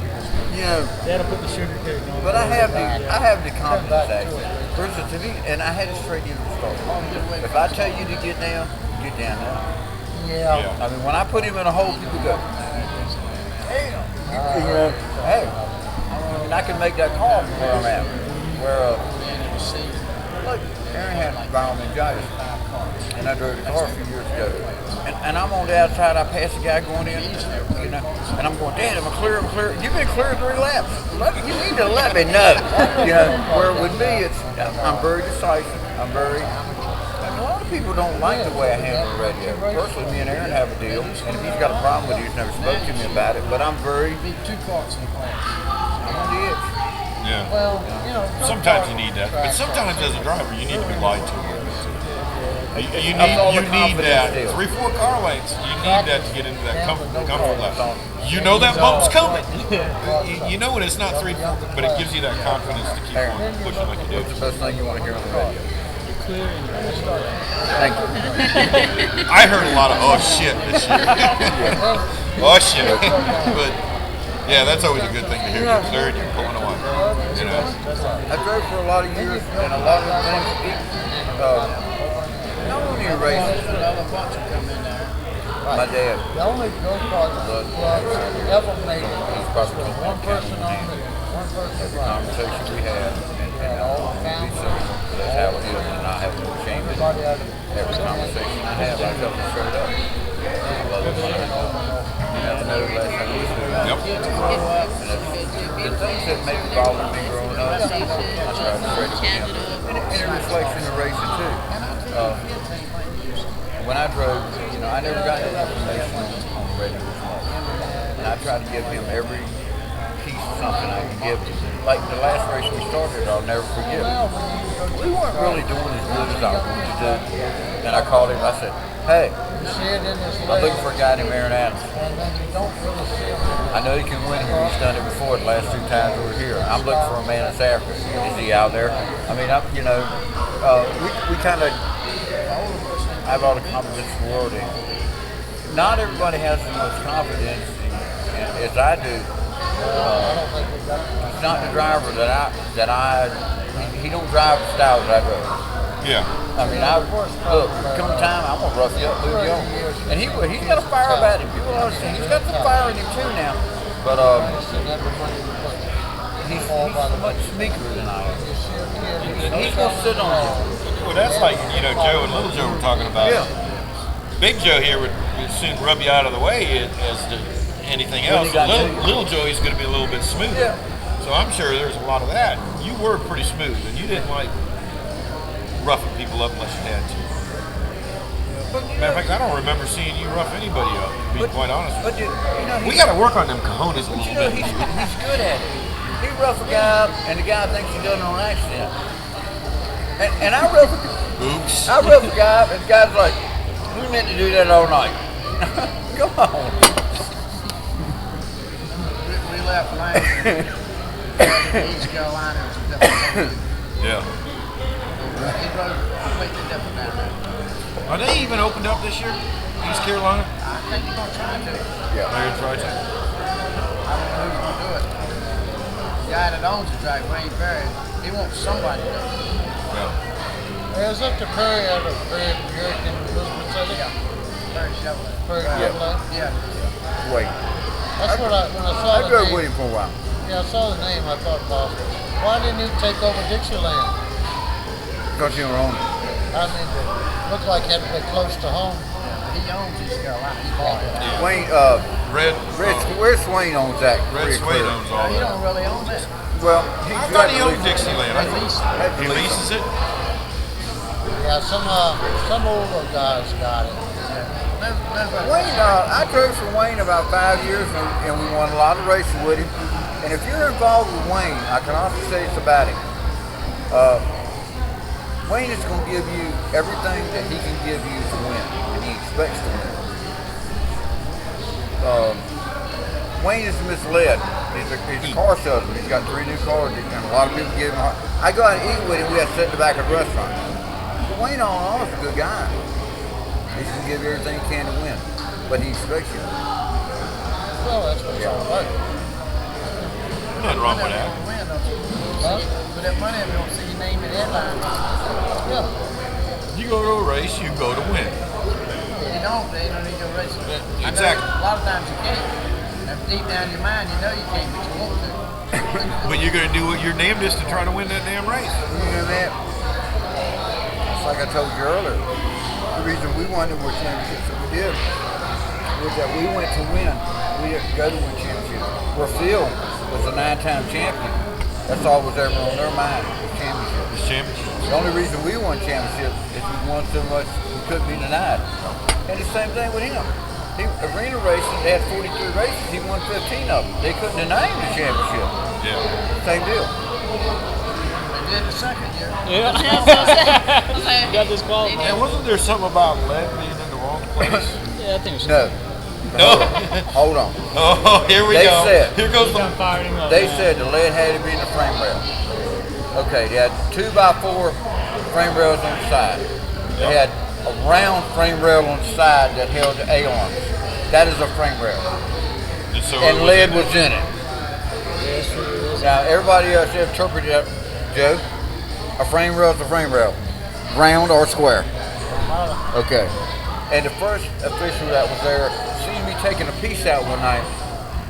And he said, he looked at it, he said, Bubba, are you supposed to have lead in there? I said, look, that's a frame rail. He said, you know, you're right. Well, we got winning so much, and we were just establishment, got kind of tired of it. You weren't the only one that got caught with it, though, doing that. Oh, I don't know. I think we left after that. I think we came back the rest of that He year. said caught doing that. That sounds like you're doing something wrong. He said he didn't do anything wrong. I didn't do it. Look, interpretation of the rules.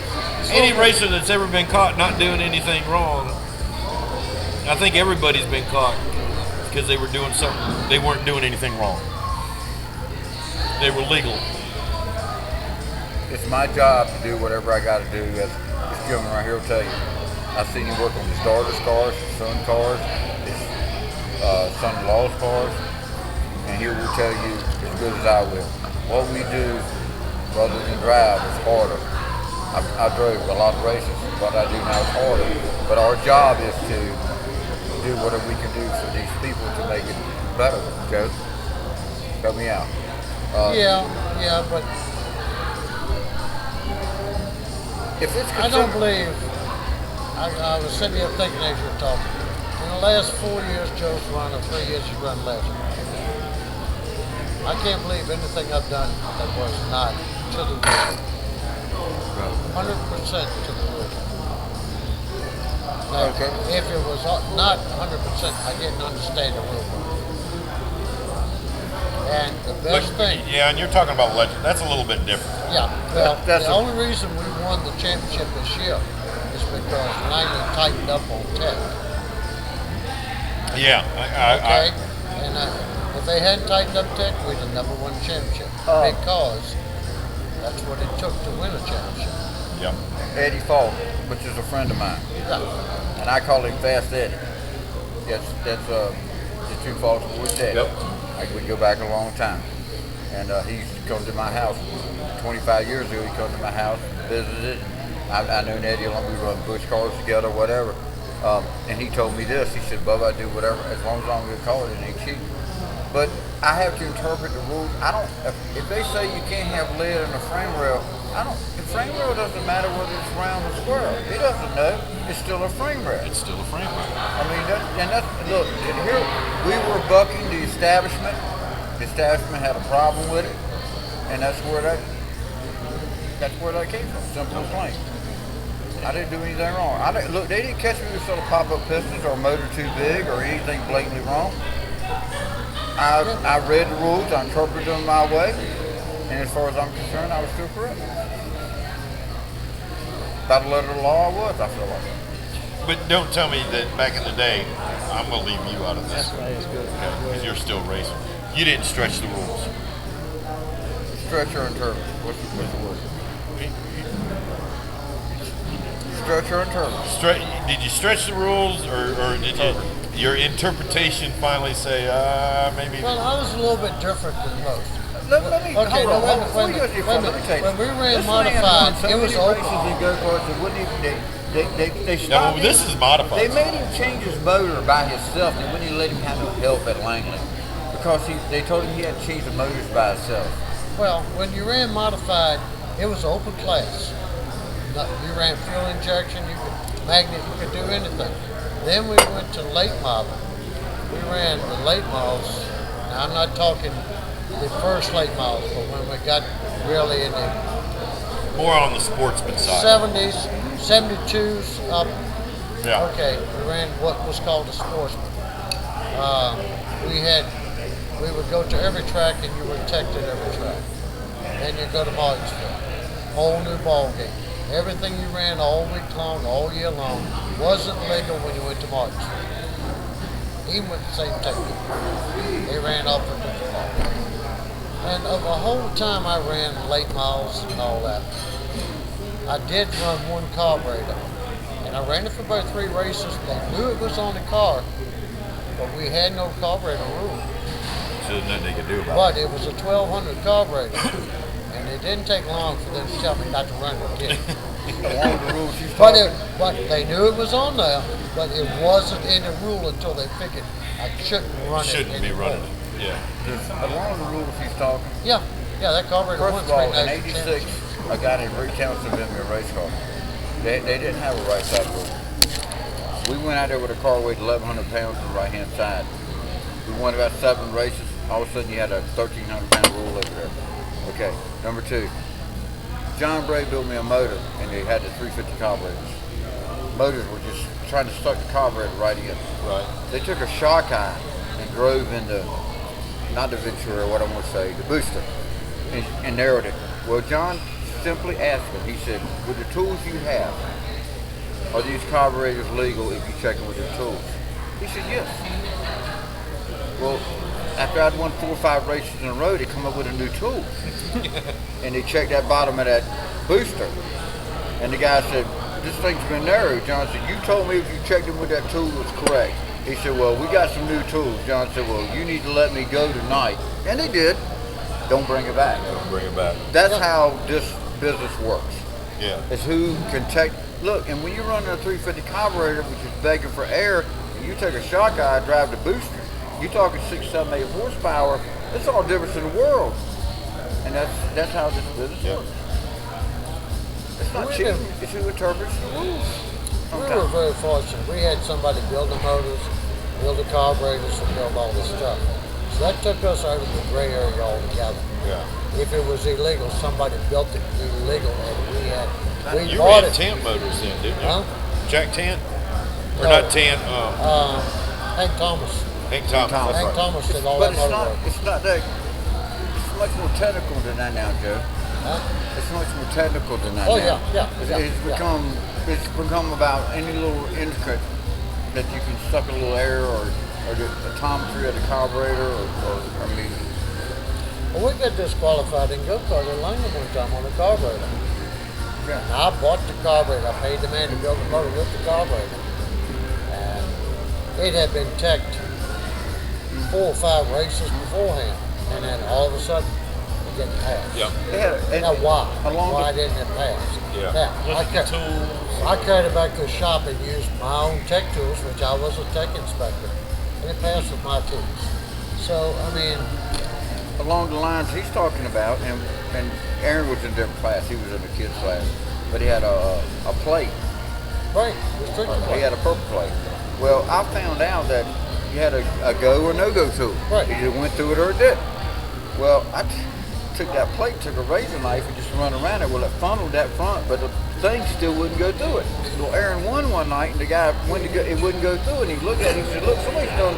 I said, "Well, that's sand being sucked through it." The guy said, "Look, I don't think that's the truth, but the tool won't go through it, so technically he's right, but I know you've messed with this plate. Don't bring it back." Yeah, because they was anodized. You're correct. Very The correct. thing was, if you took the anodize off of it, you were illegal. But Back it would when not. we were running go-karts, we had Alpha Carbs building our carbs, and they said that the carb you wanted came off a motorized cement mixer because the carburetor was subjected to dust and it was constantly being put in there, so it basically just sandblasted that carburetor. Yeah. So smoothed it out from where it sucked the air in and It's put it in the become motor. so technical It would that- smooth the carb out. So that was an adult carburetor.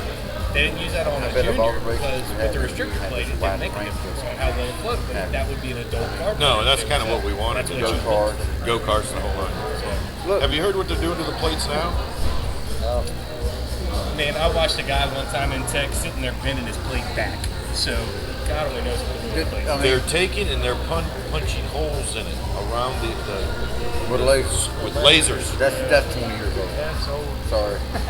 Well, I was informed That's about it 20 this years year. old. And I've heard, Come on, was Joe. informed Put him that on there's today. a lot of- That's 20 years old. Well, I tell you, the cutest level we had, it was towards the last of the races down Dixieland and Hampton. We got any drill bits? I said, yeah, pack them in there. Well, the drill bits went up to a ½ inch. He said, no, I need some drill bits. I need a big drill bit. I said, well, I got a 3/4 and a 7/8 and I'll borrow it. So he carried it, and I'm looking at the front seat of his truck, and he's in that drilling. And he brings the bit back and says, thank you. A few minutes later, the guy said, you got any drill bits? I said, what size? 3/4 7. I want the 3/4. And he's in there drilling his. That night, everybody in that class, but about 2 people, they drilled the thing out to about that big. The first time I took Aaron to Martinsville, I had a brother-in-law. I had, like I said, a bad go-kart. The weakest one I had was a straight-up cart with a piece of junk, and he wanted to drive it. Well, I had taken a shock ring that run the carburetor in both ends. It funneled. Yeah. Look, they had $5,000 go-karts out. This guy was passing them on the outside. I was like, damn. I said, Wouldn't let up for nothing. it passed inspection. It went through inspection in the heat race. He won it. Went in the feature, and he blowed it up. Blowed a hole in that side. I was like, oh, thank you, God. Thank you. He said, brother, can you build me another motor? I'm going to tell you something, Joe. That motor came from you. I did. I put the carburetor on it. I put the carburetor on it.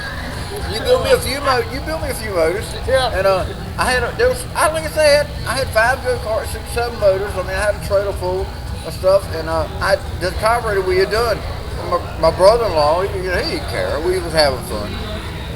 That thing would just get on the outside and eat them down the straightaway. But all I done was took a shock ring and run them in each end. Hey, as long as the tool didn't go through it, you're illegal. This is all about innovation and what you can do. We did one for a practice day one time. Oh yeah. They had the practice day out at Langley, HRKC, and we did a motor for that. And I don't know what they did to that motor, but when he cranked it up, I was holding the steering wheel, and that steering wheel went pop, pop, pop, pop, pop, pop. And he grabbed it. And he said, "Hold the steering wheel!" Let me tell you what I did. I go down in the corner of that thing and go, Okay. Let me tell you what I did. I spun out 3 times because I couldn't let off the gas because of how loud that motor We was went up. when I did. Aaron wasn't even born in that long time. And Bubba Markham, which was the guy who drove Bush cars, Winston Cup cars, everything. Right. Went to Langley, and he was practicing with a manual Savakis there. And we took, you know how the studs and a Chevrolet head stick up? We drilled through those into the cylinder and put surgical tubes up out the breather caps. It had 4 breather caps on it. So it was sucking air through the heads, right? Well, every time we went in the corner, it was smoke. Oh, this thing was kicking ass.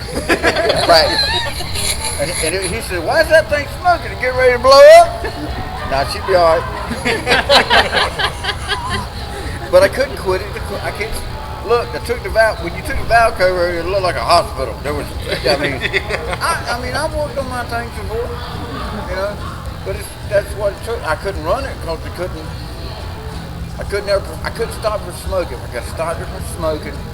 It would have been all right. Plus, You're still thinking about how to keep smoking, aren't you? plus, I run John Brehm Motors. John Brehm Motor had juice. Yeah. Now, let me tell you, Charlie High's the man. He's made a lot of people's careers, and he's a good friend of mine right now. But if any of us sitting at this table, I'm gonna give y'all some, if there's any information I can ever give you, if John Bray decides that I want to come to work with you and we're gonna do this, take it on. The guy's a freaking genius when he comes. Look, he'll call Grumpy Jenkins. Anybody, he knows everybody. He knows Jerry Stahl, Bill's headers. I mean, he's a perfect friend with everybody. If he decide, and in '86 and all, when I won the region and stuff, who was building my motors, I was who was doing it all. The car pushed so bad, go to the corner, when it turned left, and they was all up under me, just drove off and left them. The guy made so much horsepower. It was ridiculous. What was the story about you out at Langley? I can't remember what it was. Legend car go-kart. Go-kart. That's the one that we call the 454 that I was just talking about. Yeah, that was it. That We was called big it. motor. We called it Thumper. Thumper? Yeah. Yeah. That thing was a rocket sled. Yeah, it was a stock bore, but it had one cam, it wasn't quit, and the head was flattened out, and we ran a junior restricted carburetor on it. Because that's what everybody thought was illegal. Everybody They thought it was a carburetor. They thought it was carburetor. No, we went out there one. It was the ugliest motor you've ever seen. It Yeah. had a chrome side plate. It Had had a a black red head, gas tank. black head. It was just terrible. You know, John Didn't used to do care. that shit. But it, Look, heads wasn't painted on it, nothing. Yeah, he did the same thing. Well, we went out there to practice. They had 2 practices before the season started. And they had one of these little kids that moved up from junior to senior. the stock light. Stock light. And he went out there, and Joe went out there practicing, and he kicked out butt all day long. And Joe come in, he's all griping and fussing. I said, son, he has no lead on the go-kart. He weighs 89 pounds. And here you're running 340. He's going to whip you. Oh, he was all moaning, groaning. So I come back and had an old motor sitting there, and we fixed it up. Went back, and we had 300. We weighed 365 pounds. No, you're 305. No, we had stock medium weight on it. Okay. We put all the weight I could, and I wanted where everybody could see it. And we had this motor on it, and I said, okay, watch us. And he took off with that motor in practice. I think they lapped it like 15 I laps. passed everyone on the front straightaway when they dropped the green flag. I mean, it was a horse. It was a horse. And, Scary fast. you know, he never run after that. He never come back to run. Really? It scared him. He was so dang old fast with all that weight on it. It would literally, you know, the 2 uprights that come up to hold the steering wheel? Yeah. The steering wheel actually did this in the car. I mean, you could watch my hands doing this when you started that go-kart motor. When I And first that was the started, only time I ever run that motor. You know how much I sold it for? $700. $700. Someone's running it right now. They're running it right now. when I first That's started, where they're running it right now. Yeah, it's running Langley right when I now. first started, Is it legal? No. No, we never did. I'm gonna look for that chrome cover, black head. It's not all that. It's not all the same cars. I've seen it. when I first started, I didn't know anything about weight or anything. And my dad had a limited sportsman, they called it back then. Well, he had a set of crane fireball heads. You got to be kind of old to know what they were. Yeah. We put them on our stock car. Well, on our street car. Well, they didn't have a tear down board or nothing. We just done it out there in the field. Well, I took my head off that was on my street car and bolted to the left rear and bungee strapped it in the trunk. I said, well, if they get me, I'll take it loose and put it on the head, let it suck up some heat, and that's what they'll check.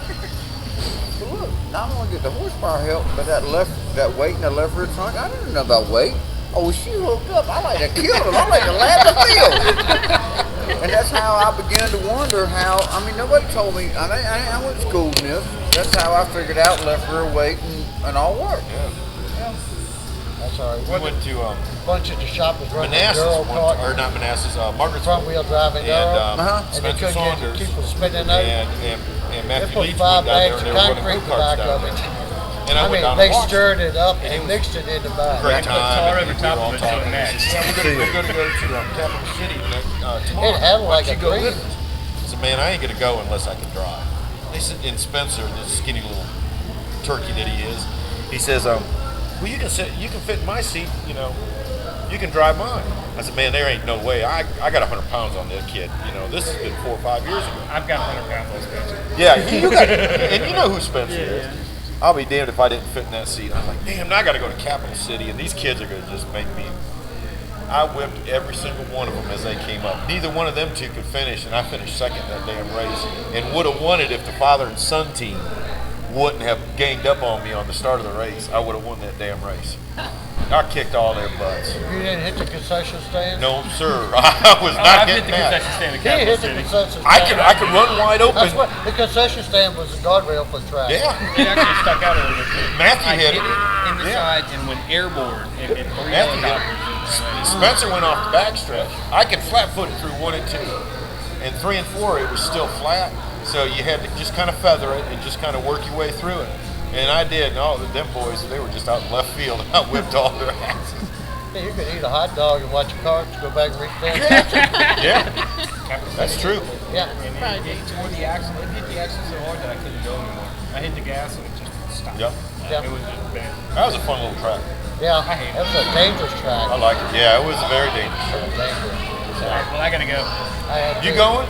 I gotta go. Get out of here. Let's get out of here. Good night. Have a good night. I'm tired. Enjoyed it. Thank you, Matt. We were having a great time. Get out of here, guys. Let's get out of here. Nice to meet you too. Good night. Have a good one. Thank you. It's good to see you. Thank you.